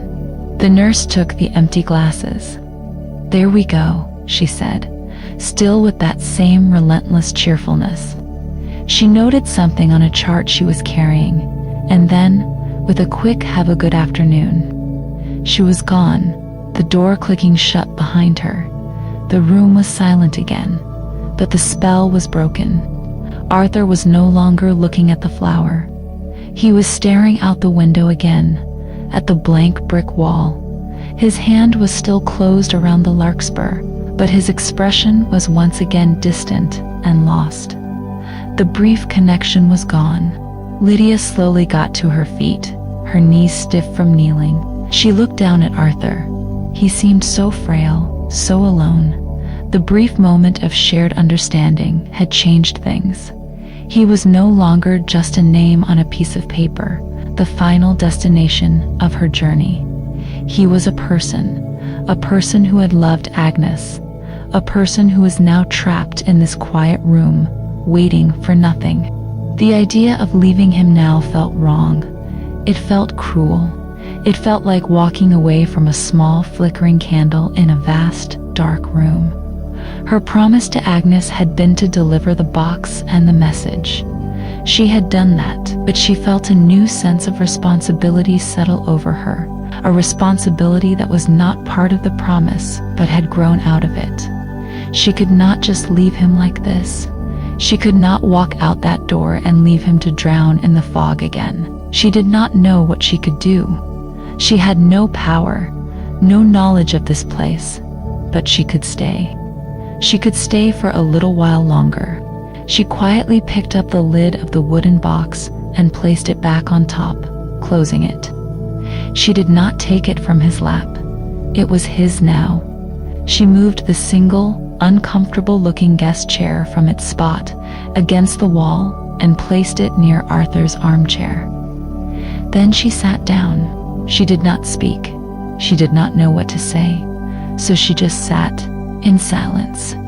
She sat and listened to the quiet hum of the building. She watched the slow movement of dust motes in the single shaft of sunlight that managed to find its way into the room. She watched Arthur. He did not move. He did not speak. He just sat, staring out the window. But Lydia did not feel like she was intruding anymore. She felt like she was standing watch. She sat there for over an hour. The light in the room began to fade as the afternoon wore on. Eventually, she knew she had to go. She could not stay all night. She stood up quietly. Arthur did not turn or acknowledge her. "Goodbye, Arthur," she whispered, though she knew he probably did not hear her. She let herself out of the room, closing the door softly behind her. The long walk back to the boarding house was different from the walk there. She was no longer filled with the nervous energy of anticipation. She was filled with a deep, thoughtful quiet. The city was still loud and overwhelming, but she barely noticed it. Her thoughts were entirely in that small, clean room with the old man and his box of memories. The question of her own future, which had been a huge, terrifying blank space, was now a smaller, more distant worry. The immediate question was simpler. What was she going to do about Arthur? She spent that evening in her small, gray room. She ate the last of the bread and cheese Mary had given her. The food was tasteless. The room felt even smaller and more lonely than it had the night before. She lay on the lumpy bed and stared at the ceiling, listening to the constant muffled noises of the city outside her window. Sleep did not come easily. She kept seeing Arthur's face, the vacant look, the sudden brief light of recognition, the single tear. When she woke the next morning, the decision had been made, not in her head, but in her heart. She was going to go back. She did not know why, exactly. It was not a logical decision. It was a feeling, a deep pull of responsibility, a sense of unfinished business that went beyond the letter of her promise. So she made the long walk again. The streets were just as crowded, the noise just as loud. But today, she had a destination. She had a purpose. The long journey did not feel quite so daunting. When she arrived at Sunset Vista, the glass doors sliding open to welcome her, she did not feel as intimidated. She walked to the front desk. The same young woman was there. "I am here to see Arthur Kendrick," Lydia said, her voice a little stronger than the day before.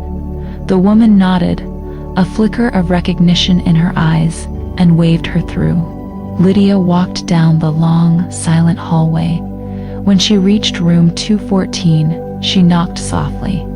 There was no answer. She opened the door and went in. The scene was exactly the same as she had left it.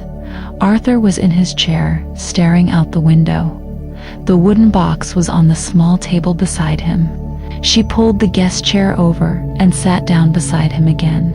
And so began the new routine. Every morning, Lydia would leave her cold, gray room and walk for over an hour through the loud, busy city. She would arrive at the quiet, sterile nursing home. She would walk down the polished hall to room 214, and she would sit with Arthur. For the first few days, their visits were completely silent.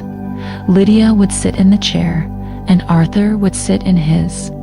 She did not try to speak to him. She felt that he needed the silence. Perhaps he was traveling in his own memories, and she was just a quiet guardian at the gate. She would watch the way the light moved across the room, the way the shadows shortened and then lengthened again. She would listen to the small sounds of the building, the distant rattle of a cart, the soft chime that announced lunchtime, the muffled voice of a television from down the hall. Sometimes she would do small things in the room. She noticed that the windowsill was dusty. One day she found a clean cloth in her bag and she carefully, quietly wiped the dust away. She straightened the books on his small bedside table.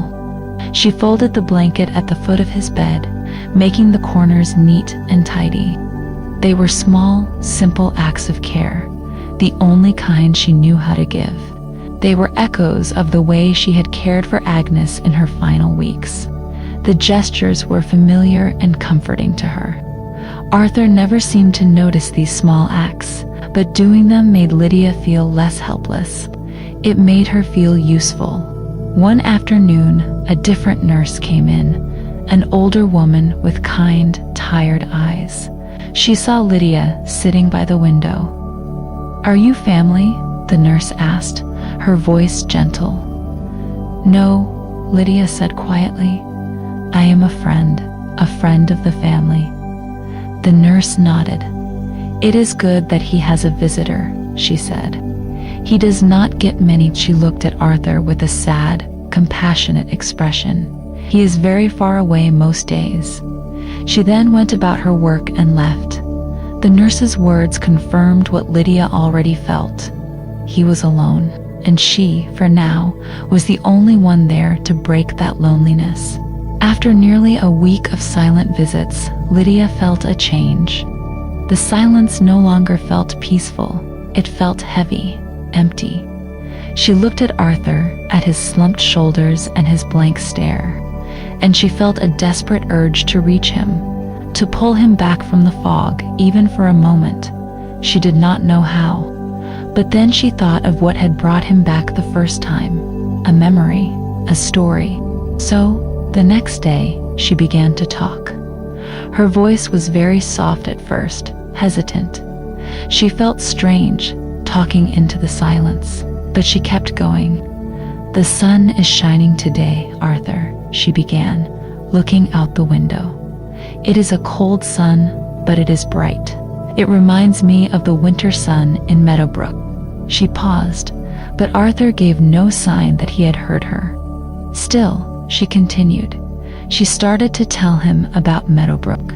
She told him about the cottage.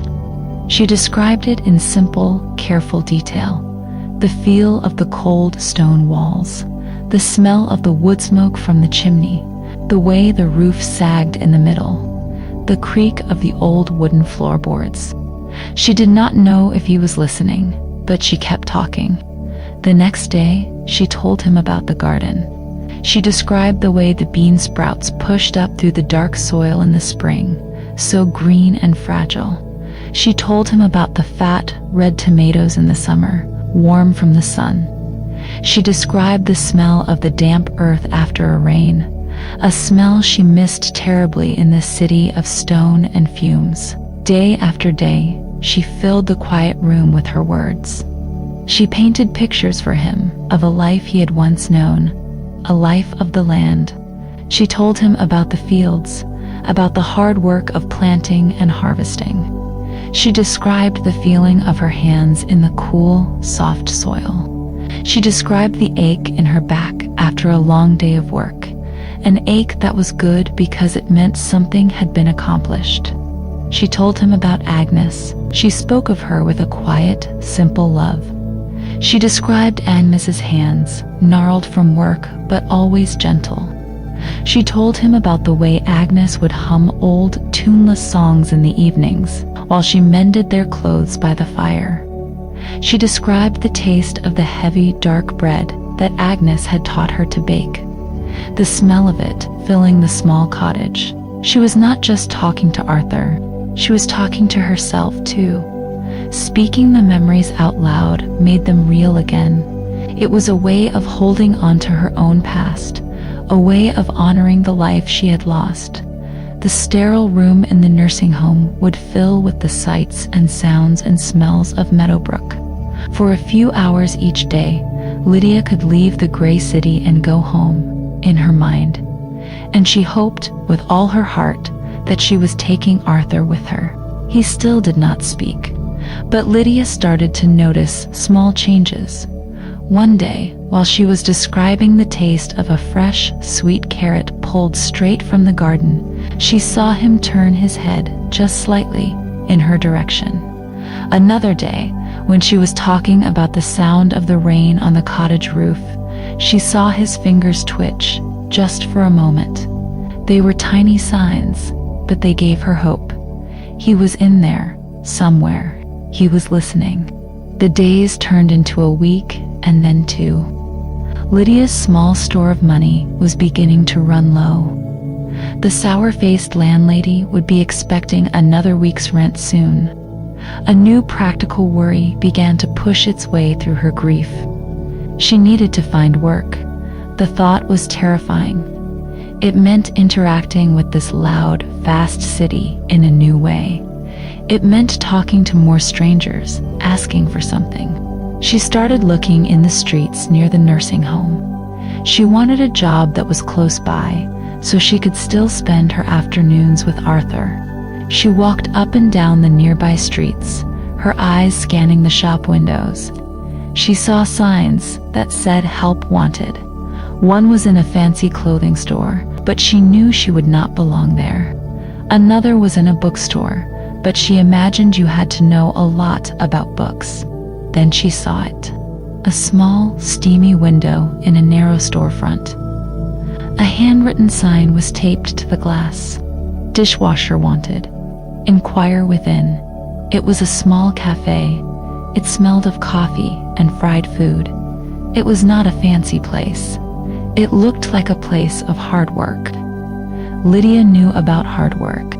She stood outside the door for a long time, her courage failing her. Finally, thinking of the rent money and of her quiet duty to Arthur, she pushed the door open. The inside was noisy, the clatter of plates, the hiss of a coffee machine, the loud chatter of customers. A large, busy-looking man with a stained apron was behind a counter. He looked stressed. Lydia walked up to him. "Excuse me," she said, "the sign in the window."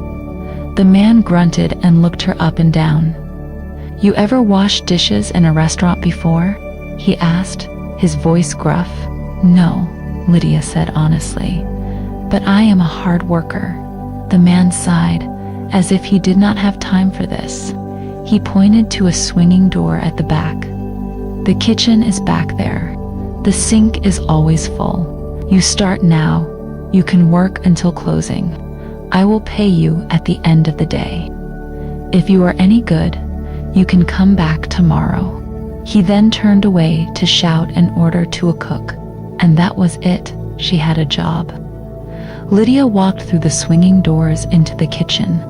The heat and the noise hit her like a physical wall. It was a small, chaotic space. A cook was working over a hot stove.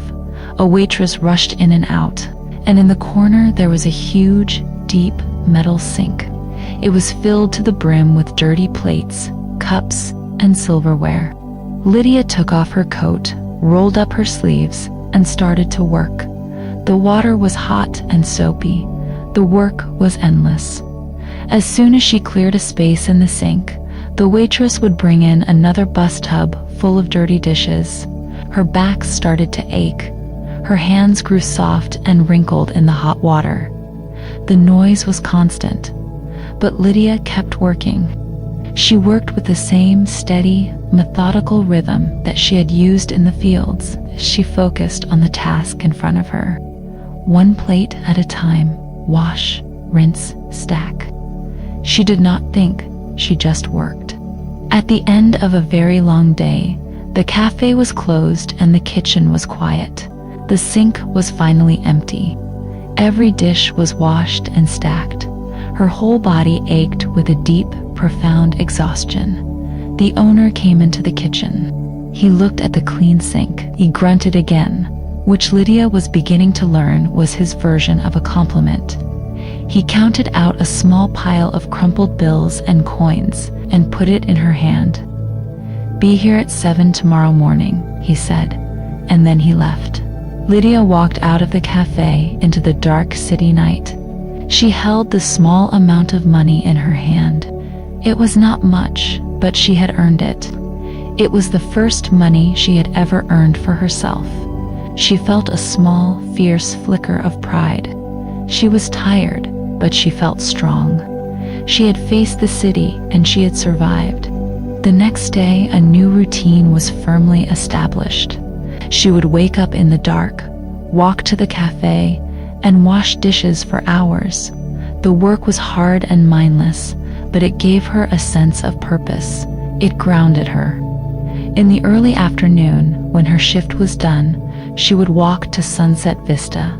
She would sit with Arthur, her body tired, her hands smelling faintly of soap and grease, and she would talk to him. She would tell him about her day, about the endless stream of dishes, about the noise of the kitchen, and then she would retreat back into her memories of Meadowbrook, her voice a soft, steady presence in his quiet room. And then, one day, something wonderful happened. Lydia was telling him about Agnes, about the time they had found a bird with a broken wing and nursed it back to health. She described how they had kept it in a small box with soft cloths, and how Agnes had fed it tiny drops of water. As she was speaking, Arthur turned his head and looked directly at her. His pale blue eyes were clear. He listened to her story, and when she finished, a small, slow smile touched his lips. "Agnes," he whispered, his voice a dry rustle. She loved birds. Lydia's heart stopped. He had spoken. He had heard her, and he had responded with a memory of his own. The connection was real. The fog was lifting, if only for a moment. From that day on, their visits changed. They were no longer a monologue. They became a quiet, fragmented conversation. Lydia would talk, and sometimes Arthur would respond. He would offer a single word or a short phrase, a piece of a memory that had floated to the surface. The blue dress, the piano, he whispered another time when she told him about Agnes's humming.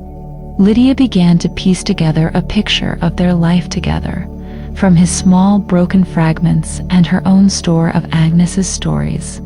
A life of books and music, of walks in the rain, of a small house with a leaky roof.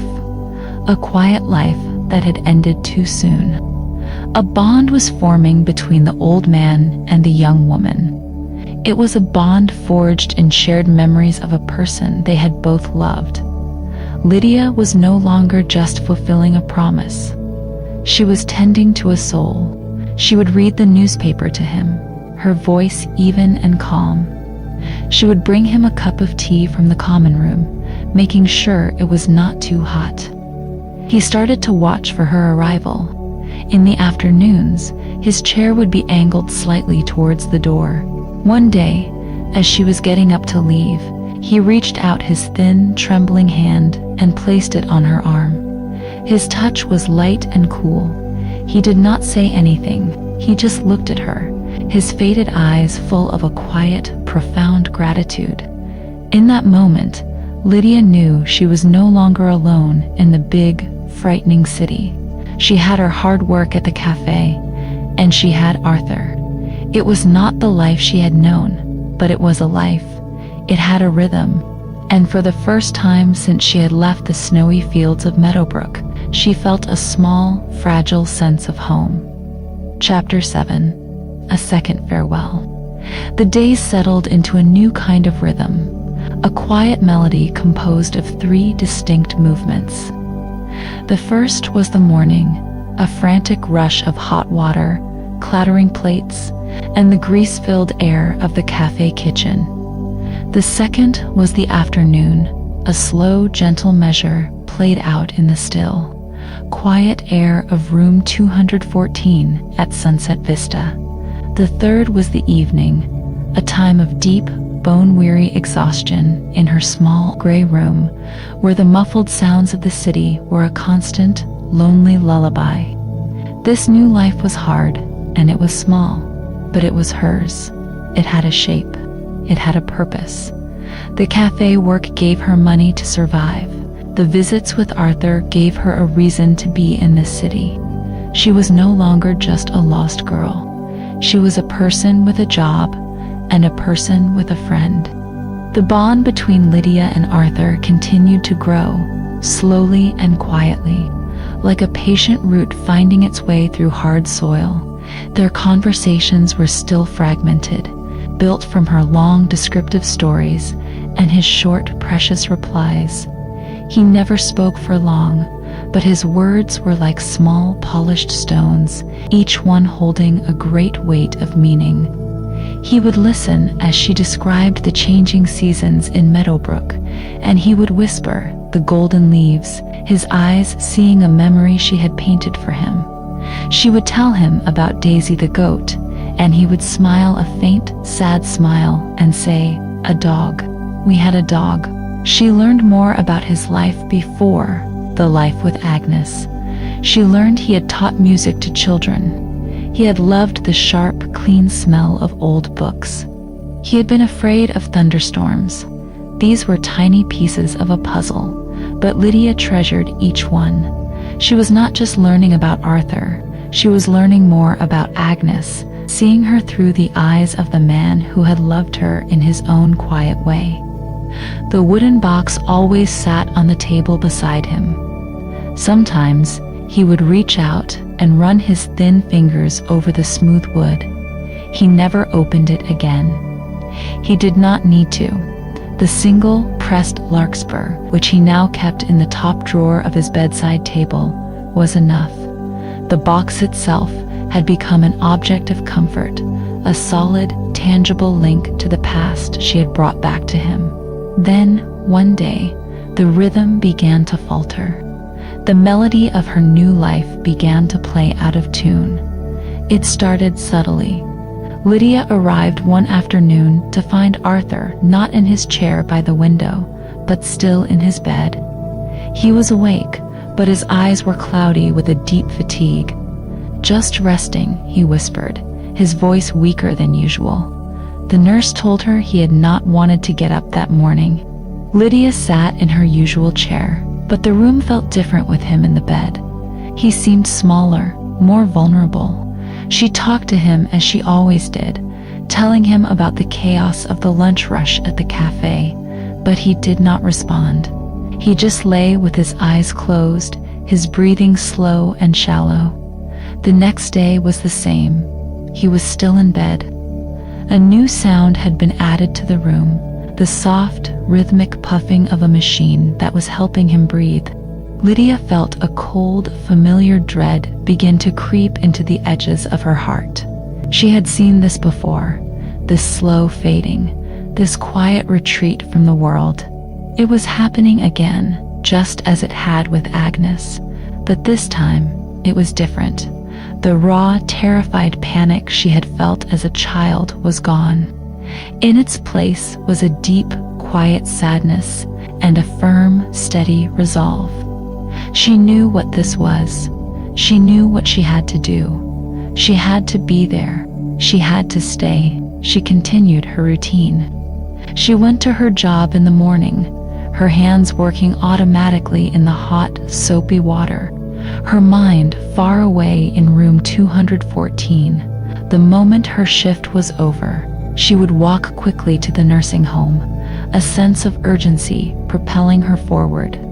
She would spend the entire afternoon by his bedside. His condition worsened slowly, day by day. He spoke less and less, the effort becoming too much for him. But he was aware of her presence. When she entered the room, his eyes would follow her.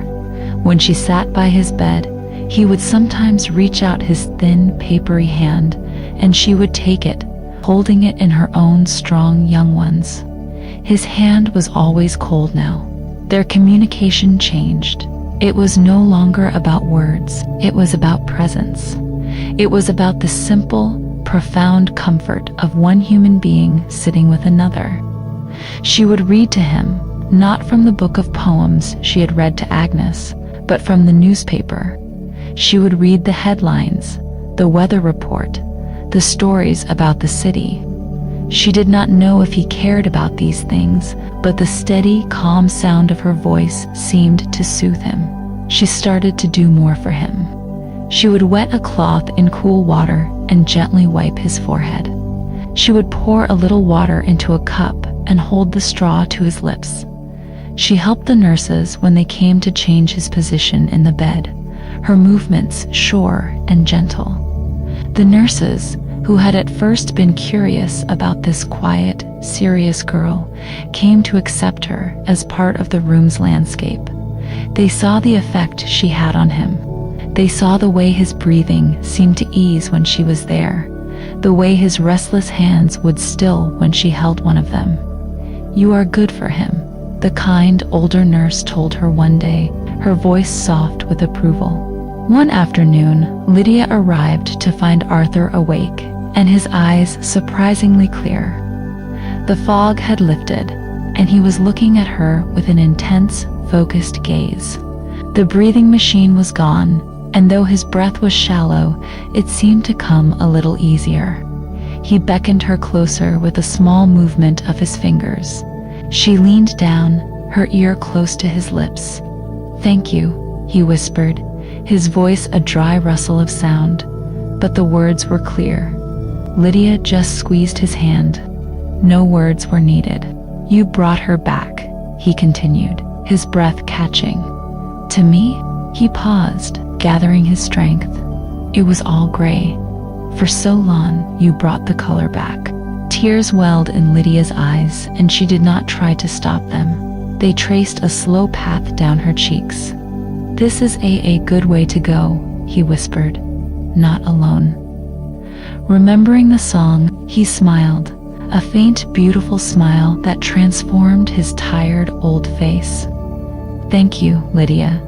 He had never said her name before with such clarity. He closed his eyes then, exhausted by the effort, but his hand remained in hers, his grip a little stronger than before. Lydia sat with him as the afternoon light faded from the room, her heart full of a sorrow so deep and so gentle it felt like a kind of love. He had given her a gift. He had told her that her journey, her promise, had meant something. It had not just been an errand, it had been a healing. After that day, he did not speak again. He drifted in a quiet space between wakefulness and sleep. Lydia knew the end was near. She spoke to the owner of the cafe, the gruff man with the stained apron. She told him she needed to take some time off, that her friend was very sick. The man just grunted and nodded, a gesture of understanding that surprised her. She stopped going to the cafe. Her days were spent entirely in room 214. She would arrive in the early morning, just as the city was waking up, and she would stay until late at night, long after the rest of the nursing home had fallen into a deep slumber. She would doze in the uncomfortable guest chair, her head resting on the edge of his bed, her hand always close to his. The nurses would bring her cups of tea and sometimes a small plate of food, leaving them silently on the table. They understood. They left her to her vigil. Her world shrank to the four walls of that room. The constant noise of the city faded into a distant, meaningless hum. The only sounds that mattered were the soft beep of the medical monitor, the gentle puff of the oxygen machine that was brought back, and the quiet, shallow rhythm of Arthur's breathing. The room was no longer sterile and cold to her. It was a sanctuary, a sacred space where a life was coming to its gentle, peaceful conclusion. The final moment came in the deep, quiet heart of the night. Lydia was half asleep in her chair, her head pillowed on her arms on the mattress. She was holding his hand. She felt a slight pressure, a faint squeeze of his fingers. Her eyes opened instantly. She looked at his face. He was looking at her. His eyes were open and completely clear. The fog was gone for good. There was no fear in his eyes, only a deep, profound peace. He gave her the smallest of nods, a final acknowledgement, a final goodbye. Then he closed his eyes. His chest rose and fell one last time in a long, slow sigh. And then he was still. The quiet in the room changed. The soft sound of his breathing was gone. The only sound left was the steady, mechanical beep of the monitor. Lydia sat there for a long time, holding his hand, which was already beginning to grow cooler. The grief came, but it was not the tearing, devastating grief she had felt for Agnes that had been like a storm, a violent tearing apart of her world. This was different. This was a quiet, deep, flowing river of sadness. It was the sorrow of losing a friend she had only just found. It was the ache of a story ending. She wept, but her tears were not the hot, panicked tears of a frightened child. They were quiet, gentle tears of love and farewell. After a long time, she gently placed his hand on top of the blanket. She stood up and walked over to the door. She found the kind, older nurse at the main station down the hall. "It is Arthur," Lydia said softly. "He is gone." The nurse's face softened with pity. She nodded and went to make the necessary calls, her movements quiet and respectful. Lydia went back to the room. She did not want to leave him alone just yet. She stood by the window, looking out at the dark city. The sky was just beginning to lighten in the east, a thin line of pale gray on the horizon. The city was still asleep, but it would soon wake up to another loud, busy day. Life would go on. The world would keep turning. She was alone now, truly, completely alone. There was no one left in the world who knew her story, who knew her connection to Agnes and the cottage in Meadowbrook. She was the last one. But as she stood there in that quiet room, with the body of her friend behind her and the vast, sleeping city before her, she was not afraid. The fear that had gripped her when she first arrived, the feeling of being small and lost and helpless, was gone. She had walked through the fire of grief not once, but twice. And she had survived. She was stronger than she had ever known. She had found work. She had found a friend. She had cared for someone until the very end. She had found a strength within herself that she never knew she possessed. The city was still big and loud, but it was no longer a monster. It was just a place where she could, perhaps, build a life. A few days passed. Lydia went back to work at the cafe. The owner grunted a quiet welcome. The hot water and the endless piles of dishes were a strange comfort. A simple, physical reality to anchor her in the days after Arthur's death. Her afternoons were now empty. The walk from the cafe no longer led to Sunset Vista. She would walk aimlessly through the city streets, her mind quiet. She missed him. She missed their quiet afternoons, his fragmented memories, the simple comfort of his presence.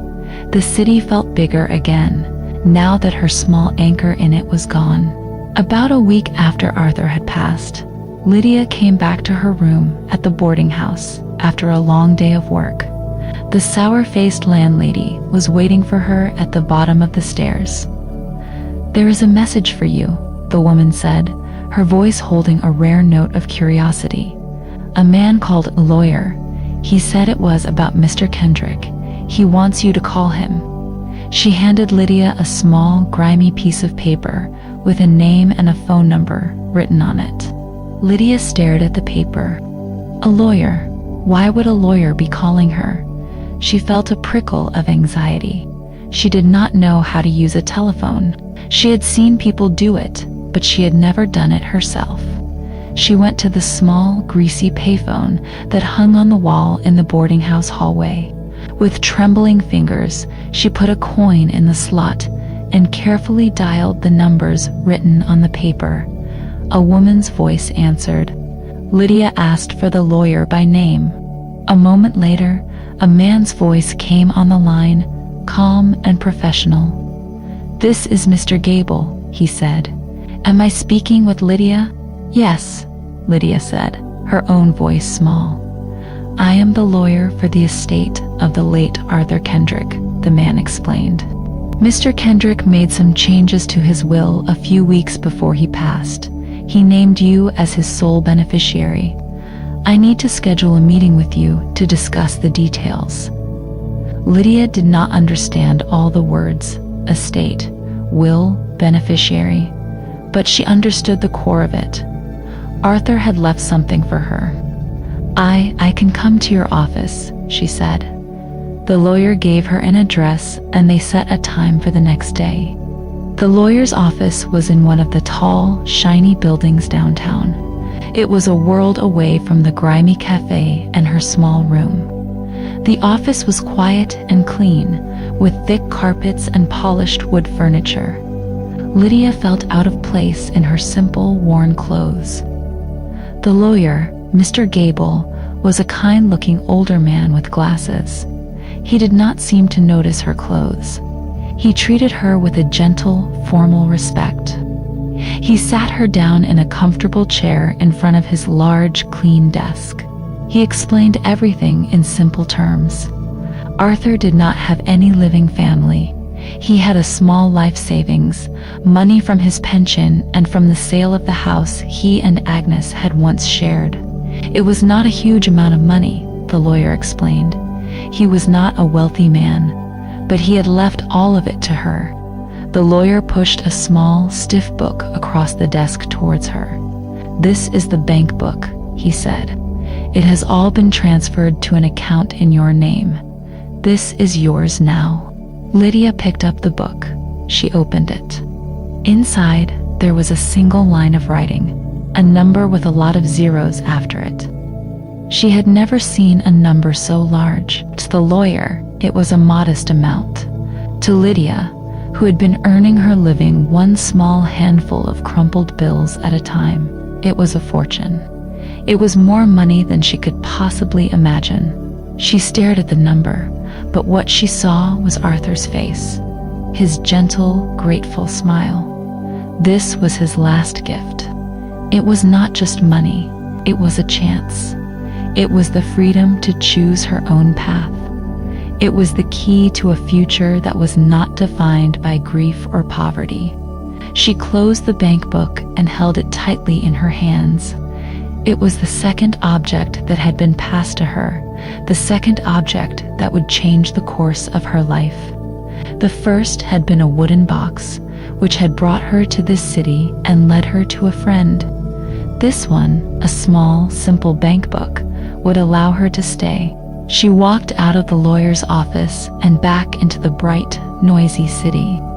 She held the bank book inside her coat, its solid shape a comforting weight against her side. She stood on the crowded sidewalk, the river of people flowing around her. She was still alone. But for the first time, the future was not a dark, frightening void. It was an open door, and she, Lydia, was ready to walk through it. Chapter 8. The Scent of New Bread. Lydia sat on the edge of the lumpy bed in her small, cold room. The gray light of another city morning filtered through the single dirty window, illuminating the dust that floated in the air. For weeks, this room had been her only sanctuary, a grim and lonely box where she returned after a long day of work. But today, the room felt different. It no longer felt like a cage.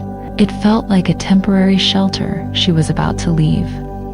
In her hands, she held the small, stiff bank book that Mr. Gable had given her. It felt solid and heavy, much heavier than its size would suggest. It was the weight of a life, Arthur's life, and now it was the weight of her future. She had spent the previous night staring at the ceiling, the sounds of the city a distant rumble below. Her mind had been a quiet, turning wheel. For the first time since Agnes had died, she had a real choice. Before, her path had been set for her. First, by the promise to Agnes, which had led her down the cold road away from her home. Then, by the simple, brutal need to survive, which had led her to the hot, steamy kitchen of the cafe. Now, this book in her hands had cleared a new path. It had opened a gate. She could leave. The thought was simple and powerful. She could take this money, get on a bus, and go back to Meadowbrook. The idea pulled at her with a deep, aching nostalgia. She could see the cottage in her mind, standing silent in the fields. She could imagine walking the familiar paths, breathing the clean, cold air. She could go back to the quiet, to the land she understood. But as the image formed in her mind, a deep sadness settled over it. The cottage would be empty. The fields would be untended. The silence would no longer be peaceful. It would be the hollow silence of loss. Agnes was gone. The life she had known there was a ghost. To go back would be to live with ghosts, and Lydia knew, with a certainty that settled deep in her bones, that she could not do that. Her life in Meadowbrook was a finished story, so she would stay. She would stay here, in this loud, grimy, overwhelming city. The thought no longer filled her with the cold dread it once had. The city had not changed. It was still a place of towering buildings and endless noise. But she had changed. The city was no longer just a place of fear and loneliness. It was the place where she had found Arthur. It was the place where she had held his hand as he found his peace. It was the place where she had learned to stand on her own 2 feet, to earn her own money, to navigate the crowded streets by herself. It was the place where she had become something more than just a grieving orphan. It was the place where she had found her own strength. The city had taken much from her, but it had also given her something back. It had given her herself. She would stay, but she would not spend the rest of her life washing dishes in the back of a hot kitchen. The money Arthur had left her was a tool. It was a chance to build something. But what? She had no skills for the city. She could not operate a machine. She could not read and write well enough to work in an office. She knew nothing of selling things. She sat on the bed, the bank book in her lap, and she thought about the things she knew. She knew the earth. She knew the feeling of soil in her hands, the rhythm of planting and harvesting. But there was no earth till here, only stone and pavement. She knew how to care for people, how to be a quiet, steady presence. But her time of caring was over. Then a memory came to her, so clear and warm it was like a patch of sunlight in the gray room. It was the memory of the cottage kitchen on a cold day. The fire would be roaring in the hearth, and Agnes would be at the big wooden table, her hands covered in white flour. She would be kneading bread. Lydia could almost feel it, the push and fold of the dough, the rhythmic, steady work of it, the way the dough would transform under your hands from a shaggy, sticky mess into a smooth, elastic, living thing. And the smell. The smell of the bread baking was the smell of home. It was the smell of safety, of comfort, of love. It was the smell that could fill the whole cottage and make it feel warm and full, no matter how cold it was outside. Baking bread, it was a simple, honest work. It was a skill Agnes had taught her, a rhythm her own hands knew well. It was a way to take simple things, flour, water, salt, and turn them into something that could nourish people, something that could bring comfort. The idea took root in her mind and began to grow. She could do that here. In this cold city of strangers, she could create a small pocket of warmth. She could make a place that smelled like home. The decision settled over her, calm and certain. She would open a bakery, a small, simple place. She would bake the heavy, dark, honest bread that Agnes had taught her to make. The thought filled her with a nervous, excited energy she had not felt in a very long time. It was a frightening idea, but it was also a wonderful one. It felt right. It felt like a way to honor Agnes, to carry a piece of their life together into her own future. With this new purpose, Lydia began to walk the city with a new set of eyes.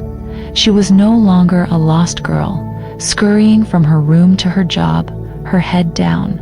She was a woman on a search.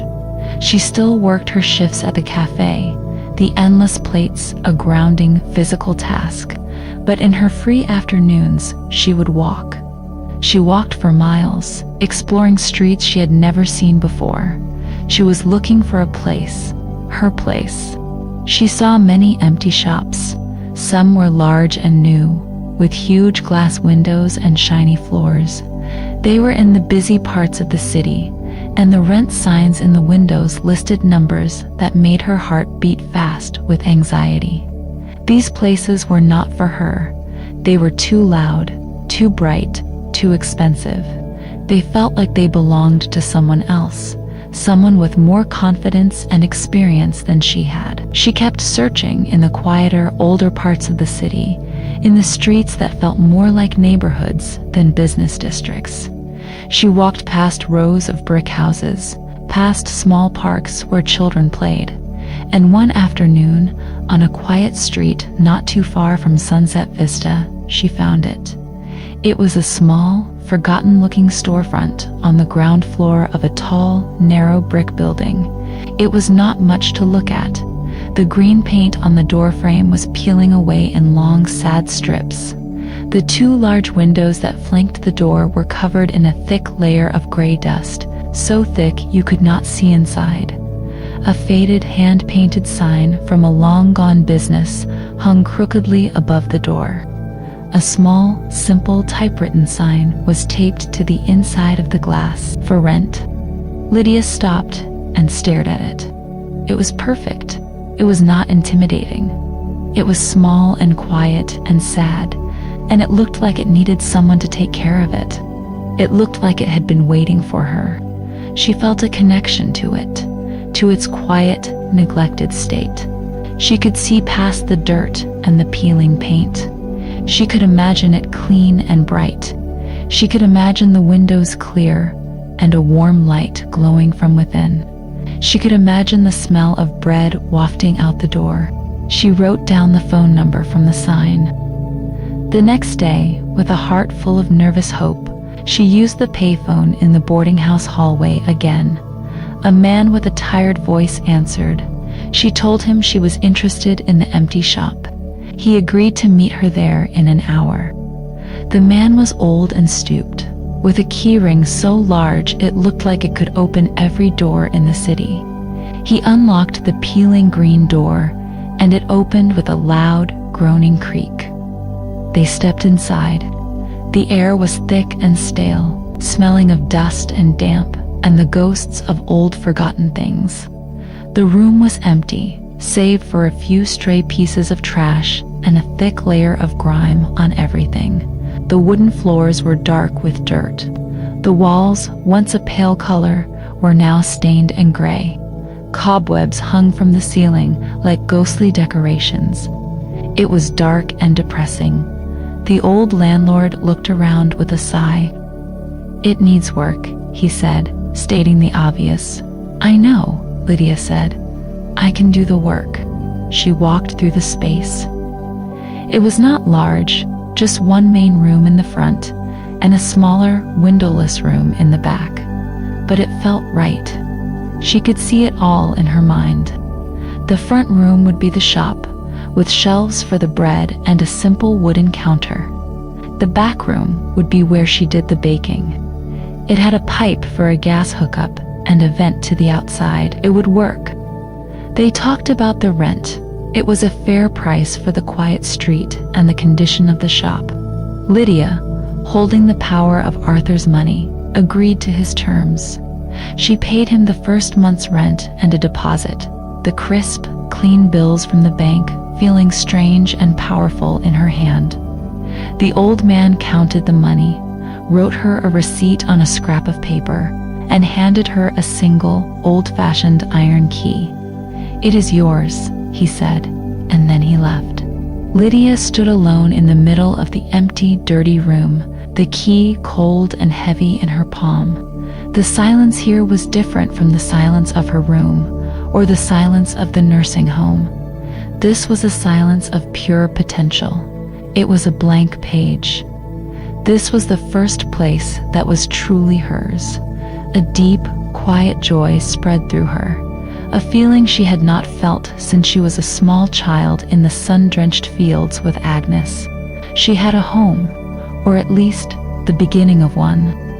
The next day, the hard work began. Lydia did not hire anyone. She would do it all herself. It was a way of making the space her own, of pouring her own sweat and effort into its very walls. She started with the cleaning. She went to a hardware store and bought buckets, stiff-bristled brushes, sponges, and strong-smelling soap. For 3 solid days, she scrubbed. She started with the windows, scraping away years of city grime. As the first window came clean, light poured into the dusty room for the first time in a very long time. The transformation was immediate and miraculous. The light chased the dark shadows from the corners and made the space feel bigger, more hopeful. Then she scrubbed the walls, washing away the stains and the dingy grayness. And finally, she tackled the floors. She spent hours on her hands and knees with a bucket of hot, soapy water and a stiff brush. The work was grueling. Her back ached, her knees were bruised, and her hands were raw.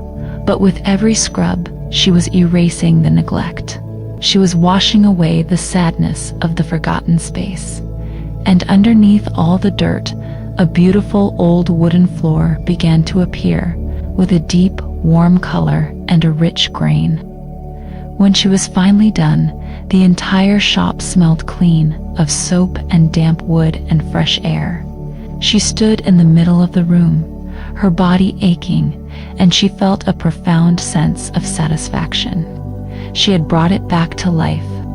Next came the painting. She chose a color for the walls that reminded her of buttermilk, a warm, creamy off-white that would hold the light. The physical act of painting was a meditation. The repetitive motion of the roller, the quiet swish of the brush in the corners, disappeared under a coat of fresh, clean color, The room brightened with every stroke. It was becoming a place of warmth and welcome. She painted the peeling door frame a deep, friendly blue, the color of the cornflowers that grew wild at the edge of their fields in Meadowbrook. While the paint dried, she began her search for equipment. She knew she could not afford new, shiny, stainless steel ovens and mixers, and she did not want them. She wanted things with character, things that were solid and had been used before.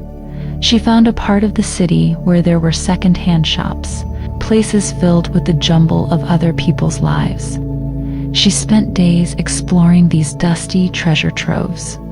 In the back of one crowded shop, she found what she was looking for.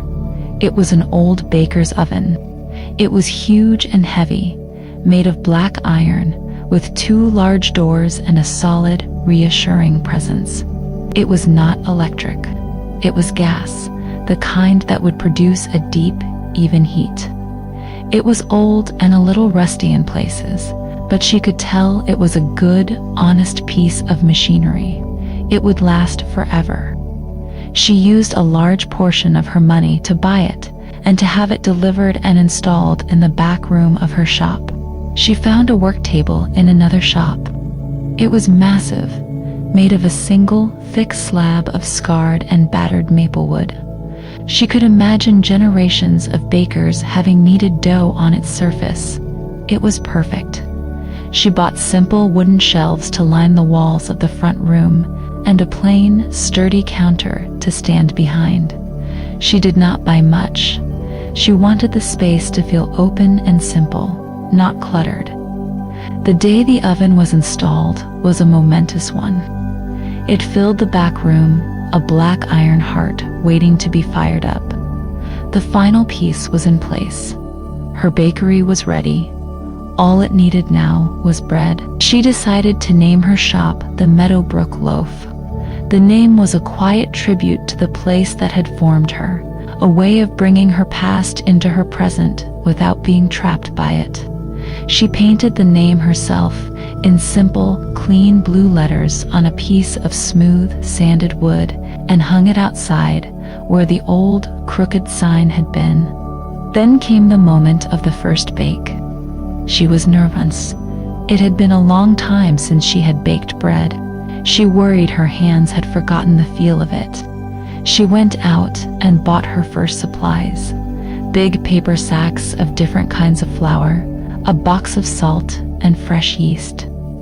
That evening, after locking the blue front door, she went into the back room. The shop was quiet and dark, but her heart was full of a bright, nervous energy. She measured the ingredients into a large ceramic bowl, her movements slow and deliberate, just as Agnes had taught her. She mixed them together with her hands, feeling the flour and water begin to combine. She turned the sticky mass out onto the big wooden table and began to knead. And as her hands began to work, pushing and folding, the rhythm came back to her. It was a knowledge stored not in her head, but in her muscles, in her hands. The familiar, comforting rhythm was still there. She kneaded until the dough was smooth and alive, and then she placed it in a greased bowl to rise, covering it with a clean cloth. She fired up the big black oven for the first time. The whoosh of the gas jets igniting was a startlingly loud sound in the quiet room. She watched as the oven slowly came to temperature, its iron body radiating a deep, penetrating warmth that filled the small space. When the dough had risen, she punched it down gently, divided it into loaves, and shaped them with careful hands. She slid them into the hot oven, and then she waited. After a few minutes, the smell began. At first, it was just a faint, yeasty warmth. Then it grew, blooming into the rich, nutty, impossibly comforting smell of baking bread. The smell filled the back room, seeped into the front of the shop, and even seemed to find its way out the cracks of the door into the cool night air of the city street. It was the smell of home. It was the smell of love. It was the smell of a new beginning. Lydia closed her eyes and breathed it in, and she felt a deep, profound sense of peace. The next morning, she opened for business. She stacked the dozen loaves of dark, crusty bread she had baked on the simple wooden shelves. The warm, delicious smell filled the entire shop. She stood behind her counter, her hands clasped in front of her, and waited. Business was very slow. A few people from the neighborhood, curious about the new shop, poked their heads in. An old woman bought a single loaf, complimenting the wonderful smell. A young man on his way to work stopped and bought another. But for most of the day, Lydia stood alone in her quiet, warm, fragrant shop. She did not feel discouraged. She knew things took time. She spent the slow hours of the day mixing the dough for the next day's bread, the familiar rhythm of the work a comfort to her. This slow beginning gave her time to think.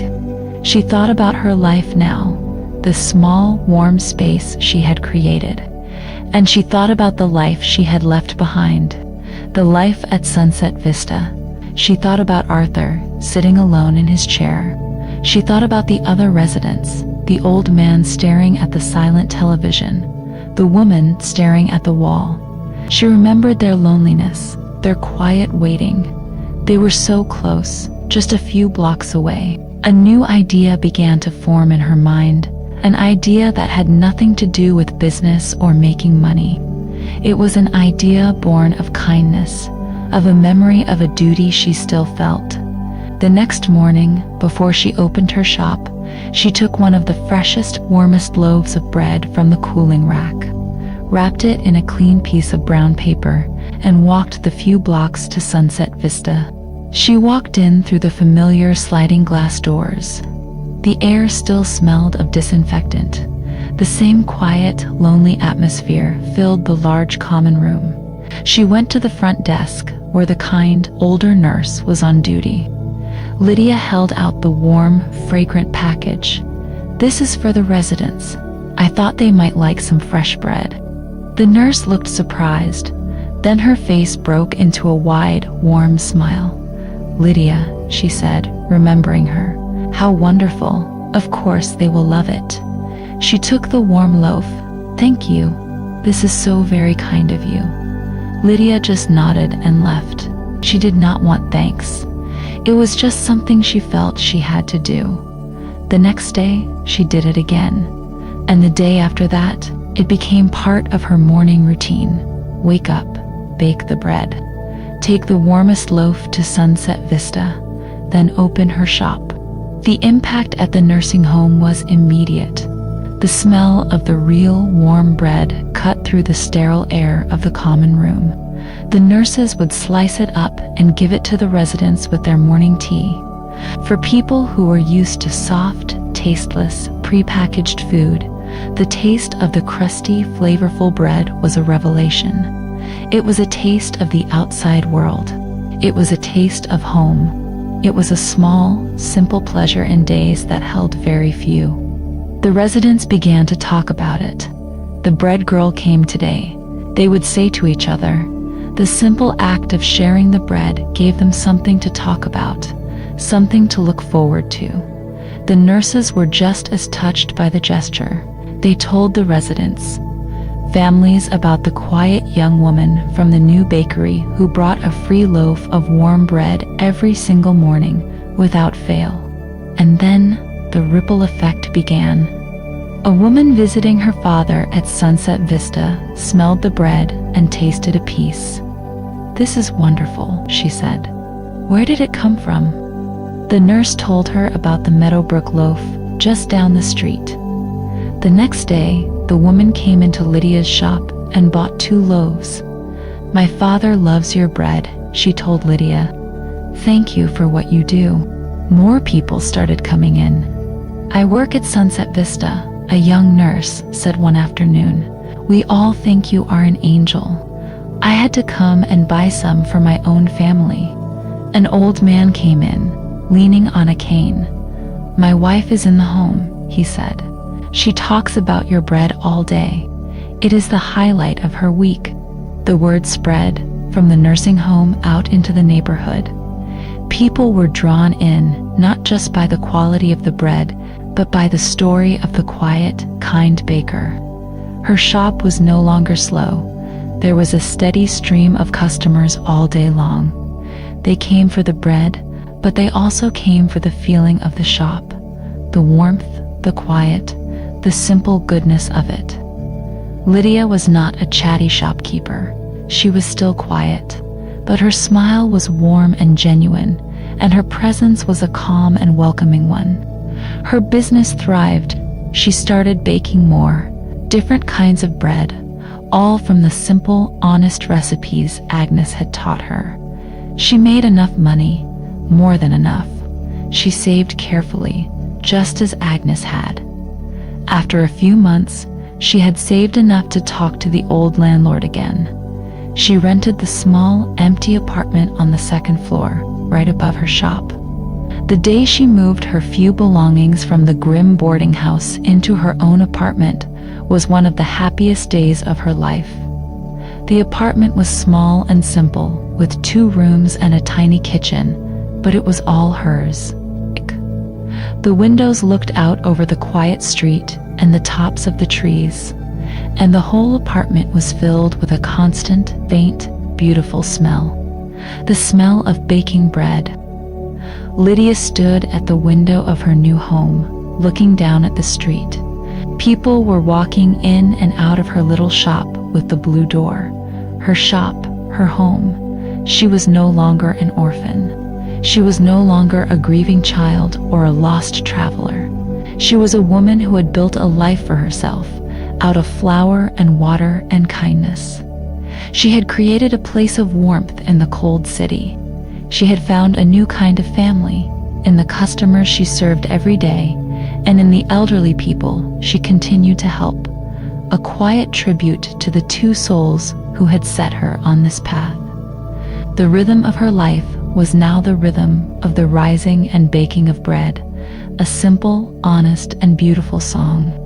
And her home, her true home, was filled with its scent.